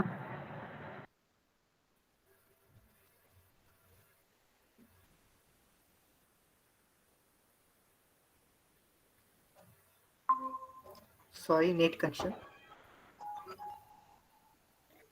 तर प्रसाद आणि पारोदक यांच्याविषयी निष्ठा ठेवणं, यांच्यामध्ये कोणताही संशय न ठेवणं, हे काय आहे तर क्षणांचे लक्षण आहे.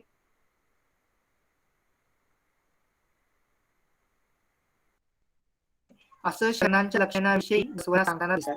तर बंकण्या वाटतात की शरण हा सदाचारी असतो. तो कोणत्याही विषयाच्या, वासनांच्या, तृप्तींच्या भावामध्ये अडकलेला नसतो. तो सर्व अर्थाने तृप्त झालेला असतो. तो शरणाला ज्ञानाची लालसा असते. म्हणजे काय?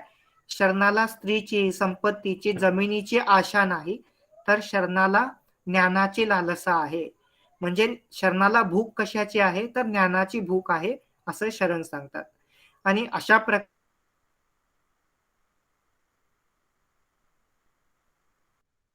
प्रकारे ज्ञान प्राप्त केलेला शरण हा अंग लिंग हे दोन्ही वेगळे नाही, तर एकच आहे असं समजून आचरण करतो. त्याच्यामधला भेद नाहीसा करतो आणि त्या सुखामध्ये तो रममाण होतो.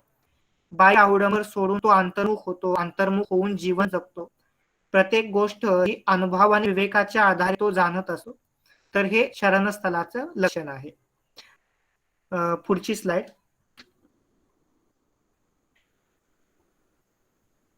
ऐक्यस्थल.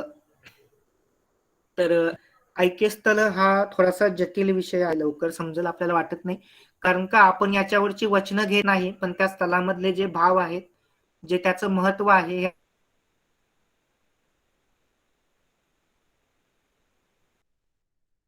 आपण यामध्ये थोड्यात पाहतोय.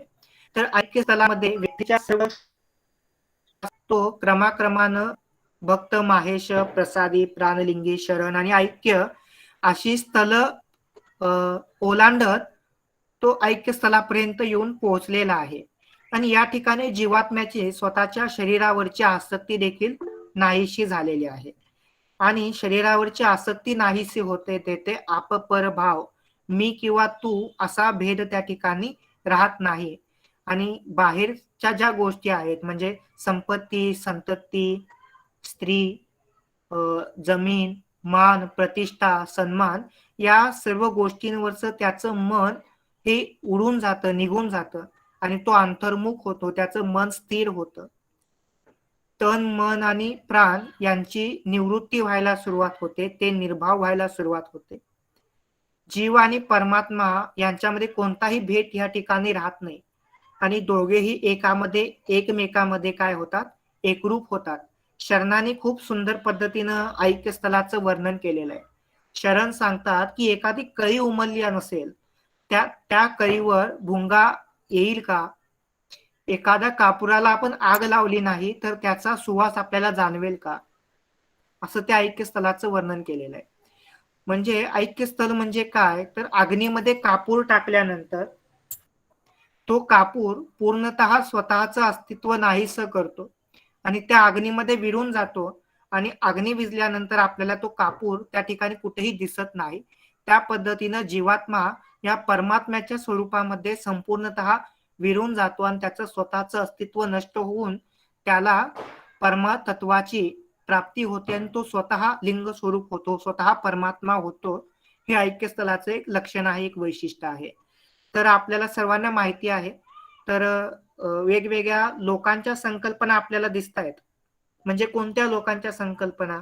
तर स्वर्ग, नरक, कैलास या संकल्पना आहेत. याच्याबरोबर सालोक्य, सायुज्य, सामिप्य आणि सारुप्य अशा प्रकारच्या 4 आध्यात्मिक मुक्ती देखील आपल्याला सांगितलेल्या दिसतात. तर या 4 आध्यात्मिक मुक्ती यांच्यापेक्षाही लिंगांग सामरस्य महत्वाचं आहे असं शरण सांगतायत. म्हणजे हे वचन अतिशय सुंदर आहे. तर शरण सांगतात की सालोक्य पद प्राप्त केलेला व्यक्ती काही मर्यादित काळापर्यंत सालोक्य प्राप्त करतो आणि नंतर त्याला मर्त्य लोकामध्ये यावं लागतं.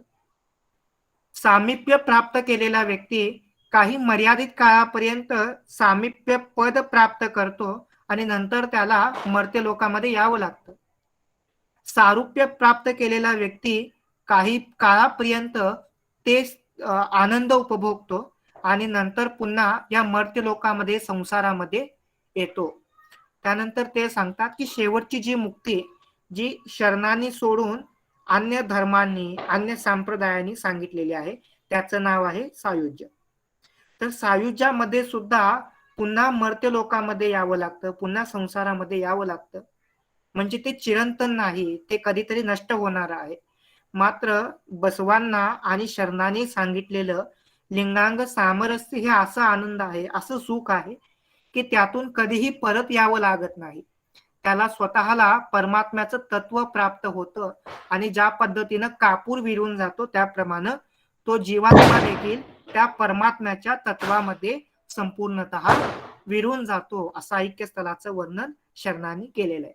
म्हणजे ऐक्यस्थळ म्हणजे काय आहे तर आपल्या थोडक्यात लक्षात आलं असेल तर लिंगांग सामरस्याचं वर्णन करणारं ते एक स्थळ आहे. पण हा सर्व प्रवास आपण कशासाठी केला? भक्तापासून माहेश, माहेशापासून प्रसादी, प्रसादीपासून प्राणलिंगी, प्राणलिंगीपासून शरण आणि शरणापासून ऐक्य. हा प्रवास कशासाठी केला तर हा लिंगांग सामरस्य प्राप्त करण्यासाठीचा प्रवास आहे. म्हणजे कधीही नष्ट न होणारा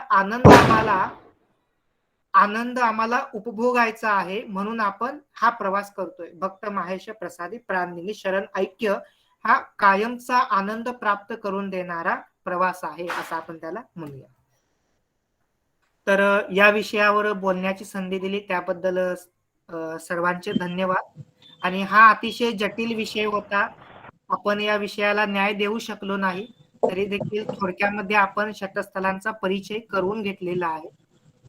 कधी पुन्हा संधी मिळाली तर आपण क्रमाक्रमाने एक एक स्थलाविषयी जरूर बोलूया, कारण प्रत्येक स्थळ हे व्यक्तीच्या जीवनाचं उन्नत असं दर्शन घडवणारं स्थळ आहे. धन्यवाद. खूप ग्रेट अभिषेकजी, खूप ग्रेट अभिषेकजी. ऐक्यस्थळाचं वर्णन खूप चांगल्या पद्धतीने सांगितलं. अभिनंदन तुमचं. खूप छान सांगितलं अभिषेक सर, तुमचं खूप खूप धन्यवाद. थँक्यू. त्यांना बसवणार जसे लहान असून खूप ज्ञान होतं त्यांच्याकडे, तसं तुमच्याकडे पण भरपूर ज्ञान आहे. त्यांनी सर्व स्थळाबद्दल खूप छान माहिती दिली. थोडक्यात षटस्थल मध्ये भक्तस्थल म्हणजे श्रद्धा भक्तिस्थल, भक्ती आणि लिंग या दोन्हीचा संगम होऊन लिंगाचे स्वरूप भक्ताला प्राप्त होते. आणि दुसरं महेश्वर स्थळ निष्ठा भक्तिस्थल आहे. हे हृदय पावित्र्याचे प्रतीक आहे. इष्टलिंग वचन साहित्य यावर निष्ठा ठेवणे हे याच्यात सांगितलं आहे. आणि प्रसादी स्थळामध्ये म्हणजे एकाग्रता स्थळ, समर्पणाची भावना याच्यामध्ये होते. बरोबर. साधकाचे संपूर्ण समर्पण आणि निस्वार्थी बुद्धीने केलेली सेवा यामध्ये प्राप्त होते. आणि प्राणलिंगी स्थळ हे व्यक्ती स्वतःचा शोध घेतो, म्हणजे स्वतः लिंगमय आहोत अशी जाणीव होते. बाह्य गोष्टीवरून मन काढून अंतर्गत गोष्टीवर केंद्रित करणे याच्यामध्ये सांगितलेलं आहे. आणि शरणस्थळ म्हणजे आनंदी स्थळ, या स्थळात शरण सर्व भेद विसरून जातो. आपल्या सर्व विकारावर आणि षडरिपूवर विजय मिळवणे हे या स्थळात आहे.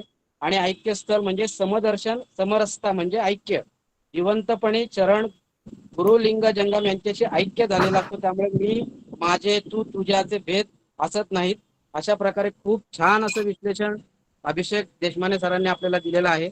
आता यानंतर डॉक्टर शशिकांत पट्टण सर हे मार्गदर्शन करतील.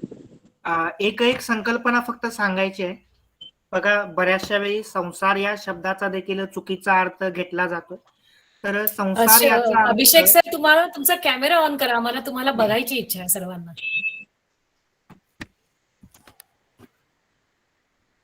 जसं चन्नबसवेश्वरांचं दर्शन म्हणतात तसं आम्हाला आमच्या युवा पिढीमधले ज्ञानी लोकांचं कोणाला बघायची इच्छा आहे सर्वांनी. धन्यवाद. धन्यवाद. तर बोला सर. संसार विषय या उत्तम. शब्दाविषयी सुद्धा एकदा सांगतो, थोडकच आहे, कारण याच्यामध्ये तो सांगायचा विषय राहून गेला. तर बऱ्याच वेळा संसार हा शब्द वचनांमध्ये वाचतो आपण. तर संसार याचा अर्थ केवळ व्यक्तिगत जीवनामधला संसार नाही, तर जन्म आणि मृत्यू यांच्यामधलं जे अंतर आहे याला संसार असं म्हटलेलं आहे, की जे सुख दुःखाने भरलेलं आहे, आनंद समाधानाने भरलेलं आहे, तर याला संसार असं शरणाने म्हटलेलं आहे.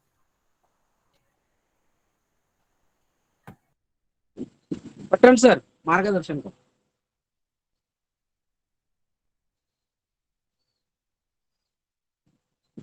शशिकांत पट्टण सर आवाज येतोय का? डॉक्टर शशिकांत पट्टण सर.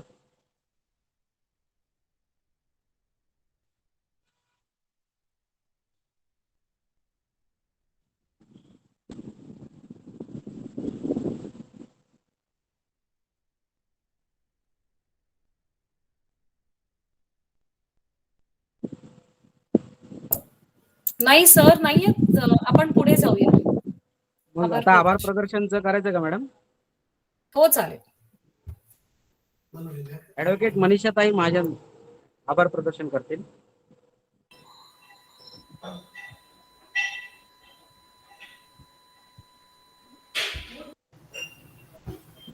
ताई आहेत का? आहे आहे मी आहे. येतं ऐकू आपल्याला सर्वांना? हो हो येतो. हो मॅडम, ओके. ऐकू येते. ऐकू येते. हा, अभिषेकला मी पर्सनली ओळखते. आम्ही बऱ्याच कार्यक्रमांना एकत्र असतो. अभिषेक देशमाने यांचं जे काही ते बोलतात तर ते ऐकण्यासाठी सगळ्यांना उत्सुकता असते, कारण एक तरुण पिढीतला मुलगा येऊन काहीतरी सांगतोय आणि ते सुद्धा इतक्या चांगल्या पद्धतीने सांगितलं जातं अभिषेक कडून की त्याचा खूप चांगल्या पद्धतीने विचार तरुण करू शकतो. तर आज जे काही अभिषेकने आपल्या समोर मांडणी केली तर त्याच्यामधलं सगळ्यात महत्वाची गोष्ट अशी आहे की अभिषेकने जे षटस्थल सांगितलेले त्या षटस्थलामध्ये जर आपण अंतर्मुख होऊन जर पाहिलं तर आपल्या निश्चित लक्षात येईल की माणूस हा केंद्रबिंदू, म्हणजे माणूस हा केंद्रबिंदू असल्यामुळे महात्मा बसवेश्वरांनी आणि त्यांच्या शरणांनी सर्वांनी जी काही मांडणी केलेली आहे आणि जे आपल्यापर्यंत जनपदाच्या माध्यमातून किंवा लोकगीतांच्या माध्यमातून आपल्यापर्यंत पोहोचलेले आहे. कारण सर्वच्या सर्व साहित्य हे लिखित स्वरूपात आपल्याकडे अवेलेबल नाहीये. त्यामुळे हे आपल्याला जनपद माध्यमातून काही लिखित स्वरूपात नंतरच्या शरणांकडनं जे काही जनपद किंवा लोकगीत आपण ऐकलीत त्या माध्यमातून आपण ही सगळी त्याची साठवण करून ठेवलेली आहे. आणि या साठवणीतून आपल्या लक्षात येईल की निश्चितच जे काही षटस्थल, आज आपण एकच मुद्दा घेतला होता षटस्थल, तर या षटस्थलामध्ये सगळ्यात महत्वाची गोष्ट अशी आहे की मानवी शरीर, मन आणि भावना यांचा कसा विकास करणार तुम्ही. यांचा विकास करत असताना तुम्ही विवेकाचा आधार घेऊन आणि त्या विवेकाच्या आधाराने, विवेक म्हणजे काय की माणसाच्या सदसद विवेक बुद्धीला जे काही पटतं तर त्याचा विचार करून तुम्ही तुमच्या स्वतःच्या सुख दुःख, आनंद, समाधान, नैराश्य या ज्या काही आपल्या समाज केंद्री जगणं आहे, आपलं समाजामध्ये ह्या गोष्टींमधनं आपण व्यक्त होत असतो आणि मग या गोष्टींना आपण कशा पद्धतीने हँडल करू शकतो, तर प्रेम, दया आणि प्रेरणा. मी इन जनरल ह्याचं जे बघतीये की ह्याच्यातून तुम्ही काय शिकताय किंवा काय तुम्हाला षटस्थलाच्या माध्यमातून कळतंय की हा लिंगायत समाजाचा माणूस असेल किंवा लिंगायत धर्माचा अभ्यास करणारा जो काही माणूस असेल, व्यक्ती असेल, तर ती व्यक्ती किंवा तो व्यक्ती जे काही असेल तर ते सदाचारी असतात, ते स्वतःचा विवेकाचा वापर करतायत, त्यानंतर ते तन मन आणि बाकीच्या ज्या तनाला आणि मनाला ज्या काही भावनांचा म्हणजे उद्रेक होतो, आपल्या ज्या भावना आहेत त्यांच्यावरती आपण कसा विजय मिळवला पाहिजे आणि स्वतःचा अनुभव आणि विवेक यांच्या आधारे आपण जीवन कसं जगता आलं पाहिजे. तर या सगळ्या गोष्टींचा इतका सुरेख संगम आणि इतक्या चांगल्या पद्धतीने अभिषेकने आपल्या समोर मांडणी केलेली आहे. तर त्याबद्दल मी सुरुवातीलाच अभिषेक आपल्या इथे आला आणि त्यांनी ह्या सगळ्या गोष्टीची मांडणी केली याबद्दल मी त्याला धन्यवाद देते. आणि अभिषेक अशाच पद्धतीने तुम्ही नेहमी मांडत यावं आणि लोकांपर्यंत चांगल्या पद्धतीने लिंगायत धर्माचा प्रचार आणि प्रसार करायला पाहिजे. आणि सुरुवातीला मला एक सगळ्यात जे भावलं आणि सगळ्यात जे आवडलं ते होतं की आस्तिक आणि नास्तिक यामधला फरक सांगितला तुम्ही. हा फरक बऱ्याच लोकांना कळत नसतो आणि समजतही नसतो. जेव्हा आपण नास्तिक म्हणतो म्हणजे काय असतो आपण, की वेद प्रामाण्य आपण नाकारतो. म्हणजे वेदांवरती चालणारं जे आयुष्य आहे किंवा वेदांप्रमाणे जे काही सांगितलेलं आहे ते आपण नाकारतो सुरुवातीला. आणि आपण सगळे नास्तिक आहोत. म्हणजे लिंगायत धर्मातले प्रत्येक माणूस आणि प्रत्येक व्यक्ती ही नास्तिक आहे, कारण ते वेद प्रामाण्य नाकारतायत. आणि तो वेद प्रामाण्य नाकारल्यानंतर आपण जे काही आस्तिक म्हणजे नास्तिक आणि आस्तिक मधला जो फरक आहे, की आस्तिक माणूस काय आहे, की वेदाला मानणारा आहे आणि नास्तिक हा वेदाला न मानणार आहे. तर ह्या दोन गोष्टींचा फरक वरच्यावर हे करून द्यायला पाहिजे आणि वरच्यावर हे सांगायला पाहिजे.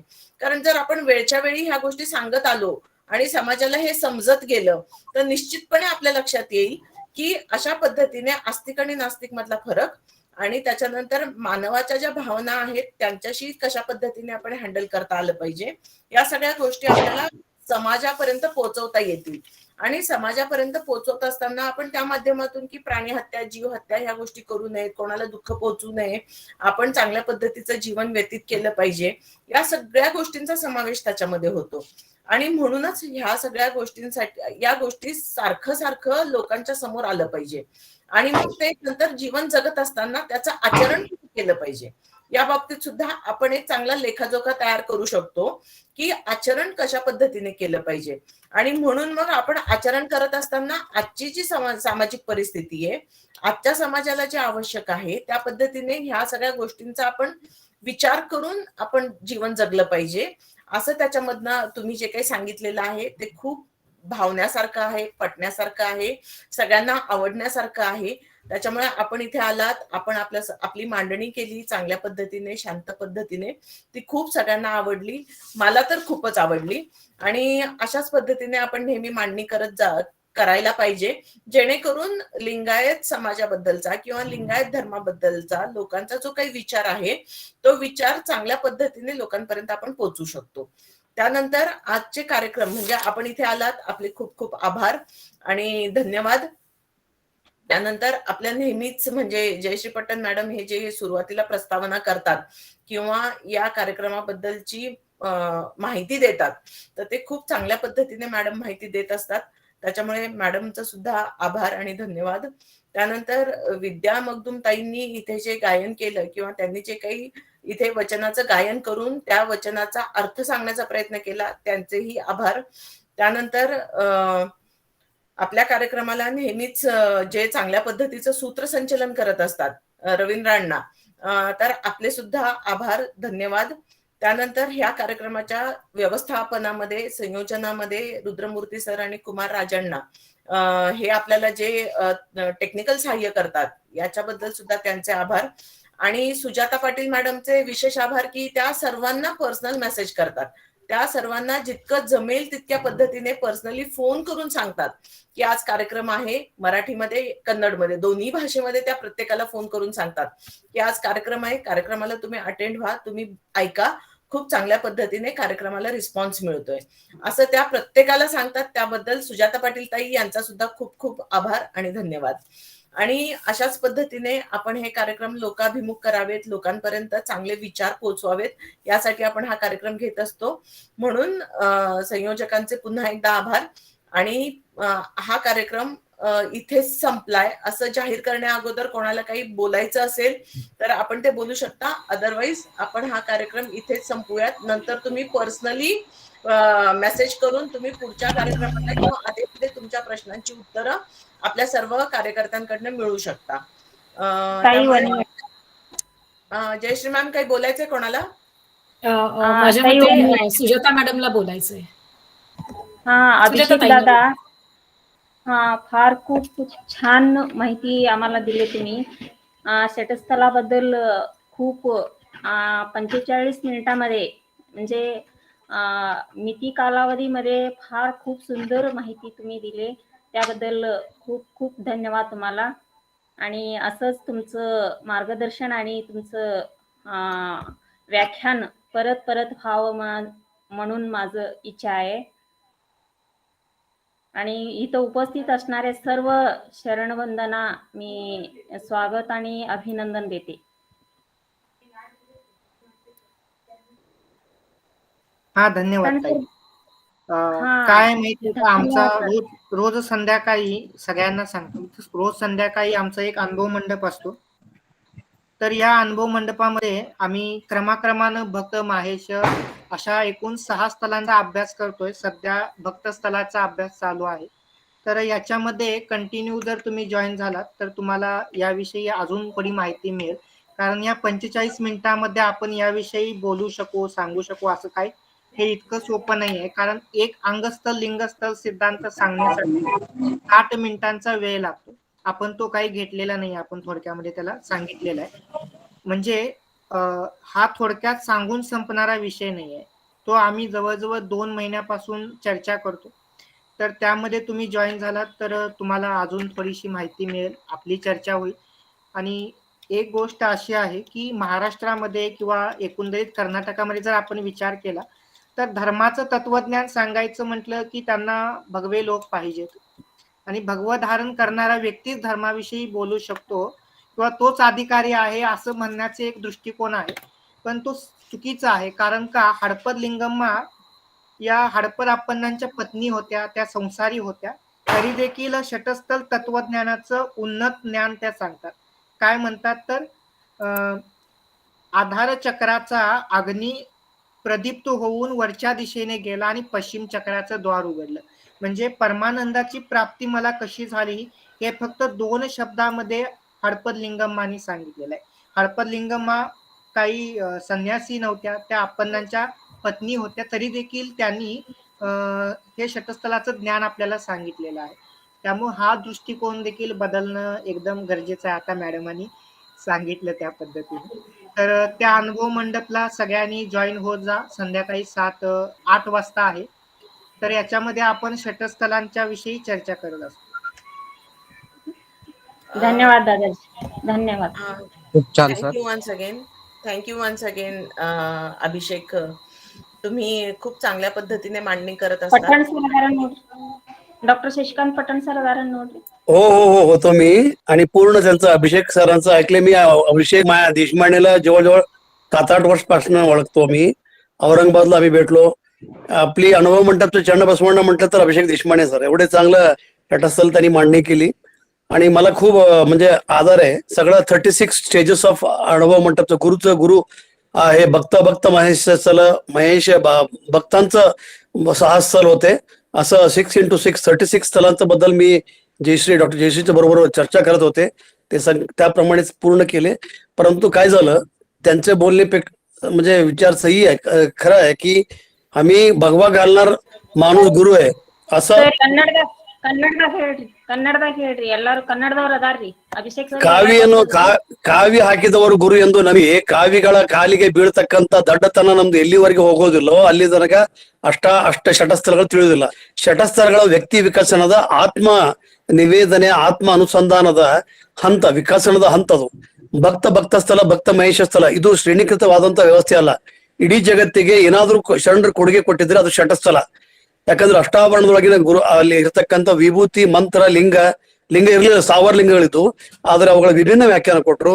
ಅದರ ಷಟಸ್ಥಲ ಇದು ಸಂಪೂರ್ಣವಾದ ಶರಣರ ಕೊಡುಗೆ. ಷಟಸ್ಥಲ ಆತ್ಮ ವಿಕಸನದ, ಆತ್ಮ ಅನುಸಂಧಾನದ, ವ್ಯಕ್ತಿ ತನ್ನೊಳಗೆ ದೇವರನ್ನ ಕಾಣ್ತಕ್ಕಂಥ ಅಥವಾ ತಾನೇ ಲಿಂಗವಾಗ್ತಕ್ಕಂಥ ಒಂದು ಪರಿಕ್ರಮ ಅಂತಂದ್ರ ಅದು Shatasthala.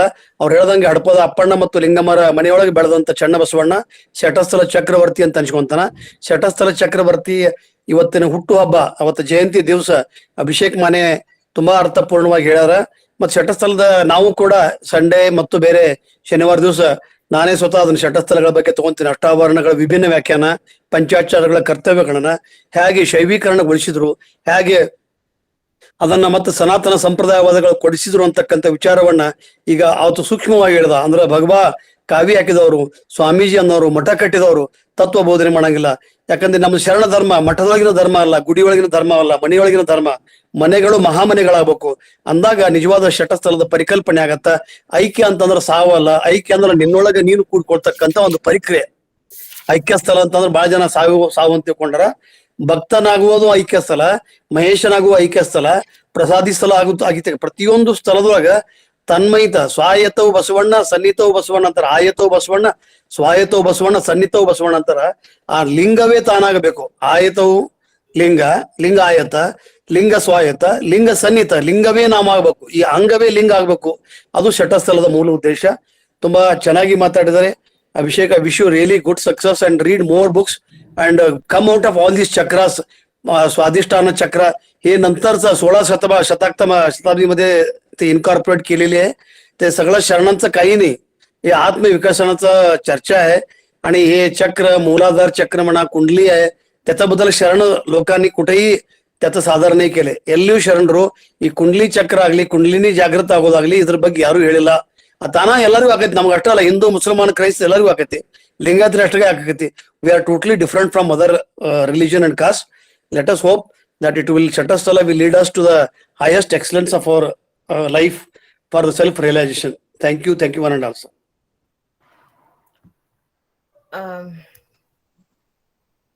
Thank you so much sir. एक शेवटचं एक कन्नडचं वचन आहे, ते वचन म्हणून आपण समाप्ती करूयात ताई. हो चालेल. हो. दीपावलीसाठी हे वचन येत होतं व्हॉट्सअपला.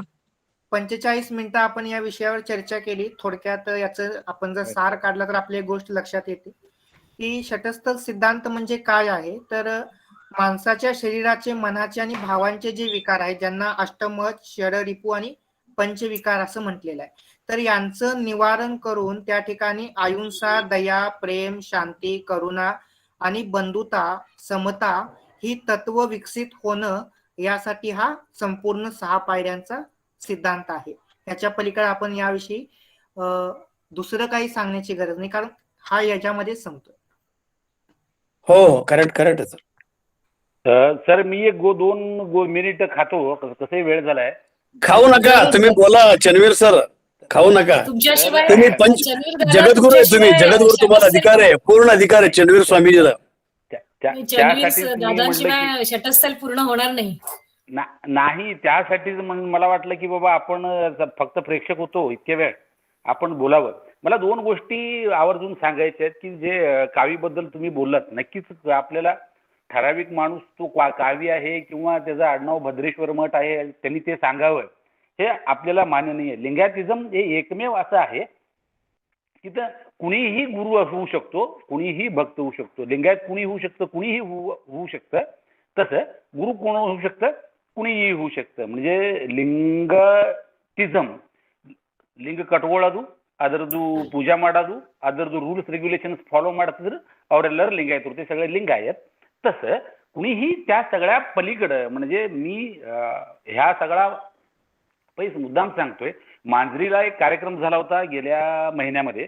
आमचे मल्लिकार्जुन मुलगे सर यांचा दीक्षा सोहळा कार्यक्रम होता आणि दीक्षा सोहळ्याला ठराविक लोकांनी विरोध केला. का केला हा विषय ओपन आहे. मल्लिकार्जुनच्या भूमिकेचं समर्थन करण्यासाठी म्हणून आम्ही सोलापूरहून 3-4 मित्र गेलो होतो. आणि मल्लिकार्जुन जेव्हा दीक्षा देतात ते मी सांगितलं होतं की हे एकमेव धर्म असा आहे की दीक्षा देणाराही तो उंचावर बसत नाही आहे. लिंगायत तत्वज्ञानामध्ये दीक्षा देणारा उंचावर बसलेला नसतो, तो ज्या सतरंजीवर बसलेला आहे त्याच सतरंजीवर इतरही लोक, म्हणजे जे दीक्षा घेत आहेत तेही त्या सतरंजीवर बसलेले आहेत, दीक्षा देणाराही त्या सतरंजीवर आहे. आणि नंतर तुम्ही मल्लिकार्जुन करून अशीही भीती बाळगायचं कारण नाहीये की हा आमचा दीक्षा गुरु आहे, हा कधी आला की एक वाटी, एक ताट, एक तांब्या पाणी, एक मणी आणून त्याला लगेच मल्लिकार्जुनचे पाय धुवून नवीन ट्रॅव्हलनं त्याचे पाय पुसावं, अशी अपेक्षा खुद मल्लिकार्जुनची नाही आहे, आपली तर समाज म्हणून नाहीच नाही. आपल्याला ह्या सगळ्या गोष्टींपासून जाणीवपूर्वक अवेअरनेस करायचा आहे, आपल्याला जाणीवपूर्वक दूर ठेवायचं आहे. इथे म्हणजे एक व्यवस्था नाकारली बसवण्णांनी, दुसरी व्यवस्था निर्माण नाही केली. ती बसवण्णांनी सांगितलं की ते तुझ्यातच आहे, देव कुठे आहे, तुझ्यात आहे. गुरु कुठे आहे? तुझ्यात आहे. अरे वे गुरु आचारावे लिंग अनुभवावे जंग. म्हणजे काय काय तुला पाहिजे आहे? तुला मंदिर पाहिजे का? तुझं शरीर तुझं मंदिर आहे. तुला देव पाहिजे का? हे घे. तुला जे काही पाहिजे ते सगळं तुझ्या जवळच आहे मित्रा. तुला कुठल्याही बाह्य यंत्रणेवर अवलंबून राहायची गरज नाहीये. ऑब्व्हियसली आता सध्या जे इष्टलिंग पूजेचं महत्व सांगणारे जे विशेषतः मी अभिषेकला सांगू इच्छितो, मी नेहमी बोललोय या विषयावर, पण तो असा की गांधारी मांधारी जर पूजा करायचं असेल तर मी रात्री 1:30ला झोपतो. मी कसं काय पूजा करू शकतो? म्हणजे ते कडवटपणा आहे, जे ते अष्टचक्र होतं ते कुंडलिनी जागृत होतं. आता पटण सरांचं मला वाटतं की त्यासाठीच परफेक्ट ट्युनिंग माझं त्यांचं जमतंय, की माझ्या मनात जे असतं ते जे माझ्या मनात असतं, जे मी विचार करतो हे खोटा वचन आहे सगळं. गांधारी मांधारीचं वचन आहे ना, सगळं खोटं आहे सर. असं कोणी करू शकत नाही. लिंग बसवण्णाने सांगतंय. नाही एकच मिनिट आपण खरंही मानूयात. आपण 2021 मध्ये विचार करतो. मी कित्येक लोक आता पूर्ण वेळ नाईट शिफ्ट मध्ये काम करणारे आहेत. त्यांची असेलही बाबा रात्री पूजा कधी करावी, बाबा रात्री लाईट वगैरे ऑफ करून तुम्ही गांधारी मांधारी पहाटे 4 वाजता उठून. जर मी पूर्ण वेळ ते पूजाच करत असेल ना, माझा नरसिंह मुळे अण्णा तो रात्रभर काम करतो. मला वाटत नाही की तो पूजेशिवाय दुसरं काहीतरी करतो. जेव्हा आपण काय कवे कैलास बसवण्णांनी सांगितलं, जर तू कामात असेल तर तुझ्या गुरुला थांब म्हणून सांगतात बसवण्णा. तू जर कामात असेल तर तुझ्या जंगमाला थांब म्हणून सांग. मी जर आवरतो आणि येतो असं जर बसवण्णा सांगत असतील काम करत असताना, पूजा करत असताना. त्यामुळं पुन्हा त्या पूजेचा एक स्वतंत्र अजेंडा. हे आमच्याकडे एक स्वामी आहेत सोलापूरला, ते विशेष मला सांगायचंय. पूजा करत असताना पत्री कसं ठेवायचं तुमच्या इष्टलिंगावर ते सुद्धा सांगतात. सोमवार इरबेकू आडवळ पत्री आडवा एडाद्यानं उभा एडादू जर गंध हँगत हे सगळं कुणी ठरवल्या? तू ठरवला अण्णा. तू किती विद्वान आहे, तुझं विद्वत्ता दाखवण्यासाठी. आणि तुझं हातातलं इष्टलिंग जर तू परातीत ठेवून पूजा करत असेल तर ते सावर झालं. याचा अर्थ तू ओरिजिनल लिंगाची सांगतच नाहीयेस. त्यामुळं आपण कसं करावं त्याही पेक्षा करावं आणि आपल्याला जे योग्य वाटतं, जे आपल्याला सुटेबल वाटतं आणि जे आपल्याला करण्यात जसं करण्यात आनंद आहे तीच पूजा, तीच पद्धत, तीच उपासना पद्धत लिंगायतांनी सांगितलं. म्हणूनच आपण कित्येक शरणांची वचनं जर बघितलं, आशय एकच आहे. सिद्धरामेश्वरही त्याच विषयावर बोलतात, अक्कमादेवी त्या विषयावर बोलतात, अल्लम प्रभुदेवी त्या विषयावर बोलतात, चन्नबसवण्ण त्या विषयावर बोलतात, बसवण्णा त्याच विषयावर बोलतात. परंतु 4-5 ओळी आपल्याला सेम वाटतात त्याच्या शरणांची, 1-2 ओळी वेगळ्या आहेत त्यांच्या. याचा अर्थ प्रत्येकाचा अनुभव हा त्याचा स्वतःचा अनुभव आहे. शरणांना तेच अपेक्षित होतं. तुला जे सांगायचंय ते तुझं सांग. या आपण काय कोर्टाचं हिअरिंग करत नाहीये. सुप्रीम कोर्टाचा हा निकाल असा होता. आपण इतर शरणांची वचनं कोर्ट करायची पण गरज नाहीये. ते तुला काय वाटतं ते तू सांग, हे सर्वात महत्वाचं आहे असं मला वाटतं. ते शरणांना अपेक्षित होतं. आपण अभ्यास केलाच पाहिजे. त्यामुळं पुन्हा माझा जो नेहमीचा विषय आहे, वचनं नक्कीच वाचली पाहिजेत, वचनं अभ्यास केली पाहिजेत, पाठ केली पाहिजेत. त्याही पेक्षा वचनं अनुकरण केली पाहिजेत, ते आत्मसात केली पाहिजेत. त्याच्यातलं सार आत्मसात म्हणजे पाठांतर करून नाहीये. मला 350 वचनं पाठ आहेत, स्पर्धा घ्यायची असं न करता ते वचनं आपण आपल्या दैनंदिन जीवनामध्ये आपल्या प्रश्नांचं सोडवणूक करताना त्या वचनांचा उपयोग कसा होतो, मला वाटतं ते जास्त महत्वाचं आहे. शरणू शरणार्थी. डिस्टर्ब केलं मी? आणि लिंग पूजेबद्दल बसवेश्वरांनी सांगते, ಸಮಯೋಚಿತ ಲಿಂಗ ಪೂಜೆ ಸಾಂದರ್ಭಿಕ ಜಂಗಮಿಷೇಮೆ. ಇದರ ಅರ್ಥ ಏನಂದ್ರ, ನಿಮ್ಗೆ ಟೈಮ್ ಸಿಕ್ಕಾಗ ನೀ ಲಿಂಗ ಪೂಜೆ ಮಾಡ್ಕೋ, ಲಿಂಗ ಯೋಗ ಮಾಡ್ಕೋ. ಲಿಂಗ ಪೂಜೆನೂ ಅಲ್ಲ ಆಕ್ಚುಲಿ ಅದು. ಸಾಂದರ್ಭಿಕ ಜಂಗಮಿಷೇಮ ಅಂದ್ರೆ ಸಮಾಜಕ್ಕೆ ನೀನು ಯಾವಾಗ ಸಂದರ್ಭ ಬರ್ತೈತಿ, ಯಾವಾಗ ನಿಮ್ಗೆ ಅವಕಾಶ ಇರ್ತೈತಿ, ಯಾವಾಗ ಅದರ ಅಗತ್ಯ ಅನಿವಾರ್ಯತೆ ಐತಿ. ಮೊದಲ ಅಗತ್ಯ ನಿನ್ನ priority social service. Your priority service for the ಜಂಗಮ. ಜಂಗಮ ಅಂದ್ರ ಮತ್ ಜಾತಿ ಅಲ್ಲ, ಜಂಗಮ ಅಂದ್ರೆ ಸಮಾಜ ಚಲನಶೀಲತೆ. ಲಿಂಗ ಪೂಜೆ ನೀ ಬೇಕಾದಾಗ ಮಾಡ್ಕೊಂತಾರ. ಅದ್ರ ಕೆಲ ಪ್ರಕ್ಷಿಪ್ತ ಮತ್ತು ಕೆಲ ಕೋಟಾ ವಚನಗಳೇನಾಗ್ಯಾವು. ಇಂದ ಗಾಂಧಾರಿ ಮಾಂಧಾರಿ ರಾತ್ರಿ ನೀವು ಹೇಳಿದಾಗ ರಾತ್ರಿ ನೈಟ್ ಡ್ಯೂಟಿ ಮಾಡೋ ಎಲ್ಲಿ ಮಾಡ್ಬೇಕಾಗತ್ತೆ, ಅವೆಲ್ಲ ಆಗಂಗಿಲ್ಲ. ಅದಕ್ಕ ನಿಮ್ಮ ವಿಚಾರಕ್ಕೆ ನಾನು ಸಮ್ಮತ ಐತಿ. Basavanna was a radical, we are ritual ಆಗಿವಿ. ಬಸವಣ್ಣನವರ ಆಳಕ್ಕ ಎತ್ತರಕ್ಕೆ ನಾವು ಹೋಗ್ಬೇಕಾಗಿದ್ರೆ ಆತನ ವಚನ ಅಧ್ಯಯನ ಮಾಡ್ಬೇಕು. ನಮ್ಮ ಜೀವನದಾಗ ಸ್ವಲ್ಪ ಮಟ್ಟಿಗಾದ್ರೂ ಮಾಡ್ಬೇಕು ಅಂತ ತಿಳ್ಕೊಂಡು ನಾ ಈ ಸಂದರ್ಭದಲ್ಲಿ ಹೇಳ್ತೀನಿ. ಮರಾಠಿ ಈ ಸಲ ಇವತ್ತು 75-80 ಜನ ಸೇರಿದ್ರು. ಮುಂದಿನ ಸಲ ಚನ್ನವೀರ ಅವರು, ಅಭಿಷೇಕ್ ಮಾನೆ, ರವೀಂದ್ರ ಅವರು ಇವರೆಲ್ಲ ವಿಚಾರ ಮಾಡಿ ಒಳ್ಳೊಳ್ಳೆ ಗೆಸ್ಟ್ ಗಳನ್ನ ತಿಂಗಳಿಗೆ ಒಂದು ಅವಕಾಶ ಐತಿ ನಿಮ್ಗೆ. And this is been recorded and sent to the rest of the world YouTube ಒಳಗ. So kindly take Manisha madam ಆಗ್ಲಿ ಎಲ್ಲರನ್ನ ಕರ್ಕೊಂಡು, ಡಾಕ್ಟರ್ ಜಯಶ್ರೀ ಪಟ್ಟಣು, ಆಮೇಲೆ ನಮ್ಮ ಪ್ರತಿಭಾ ಲೇಗಾಮಿ, ರವೀಂದ್ರ ಕುಬಾ, ಅಭಿಷೇಕ್ ದೇಶಮಾನೆ, ಚನ್ವೀರ್ ಮಠ ಇವರೆಲ್ಲರೂ ಕೂಡ್ಕೊಂಡು ಒಳ್ಳೊಳ್ಳೆ ಪ್ರಯೋಜನ ಮಾಡ್ರಿ. Don't leave it on only one person. ಇದೆಲ್ಲರೂ ಡಿಸ್ಟ್ರಿಬ್ಯೂಟ್ ಮಾಡ್ರಿ.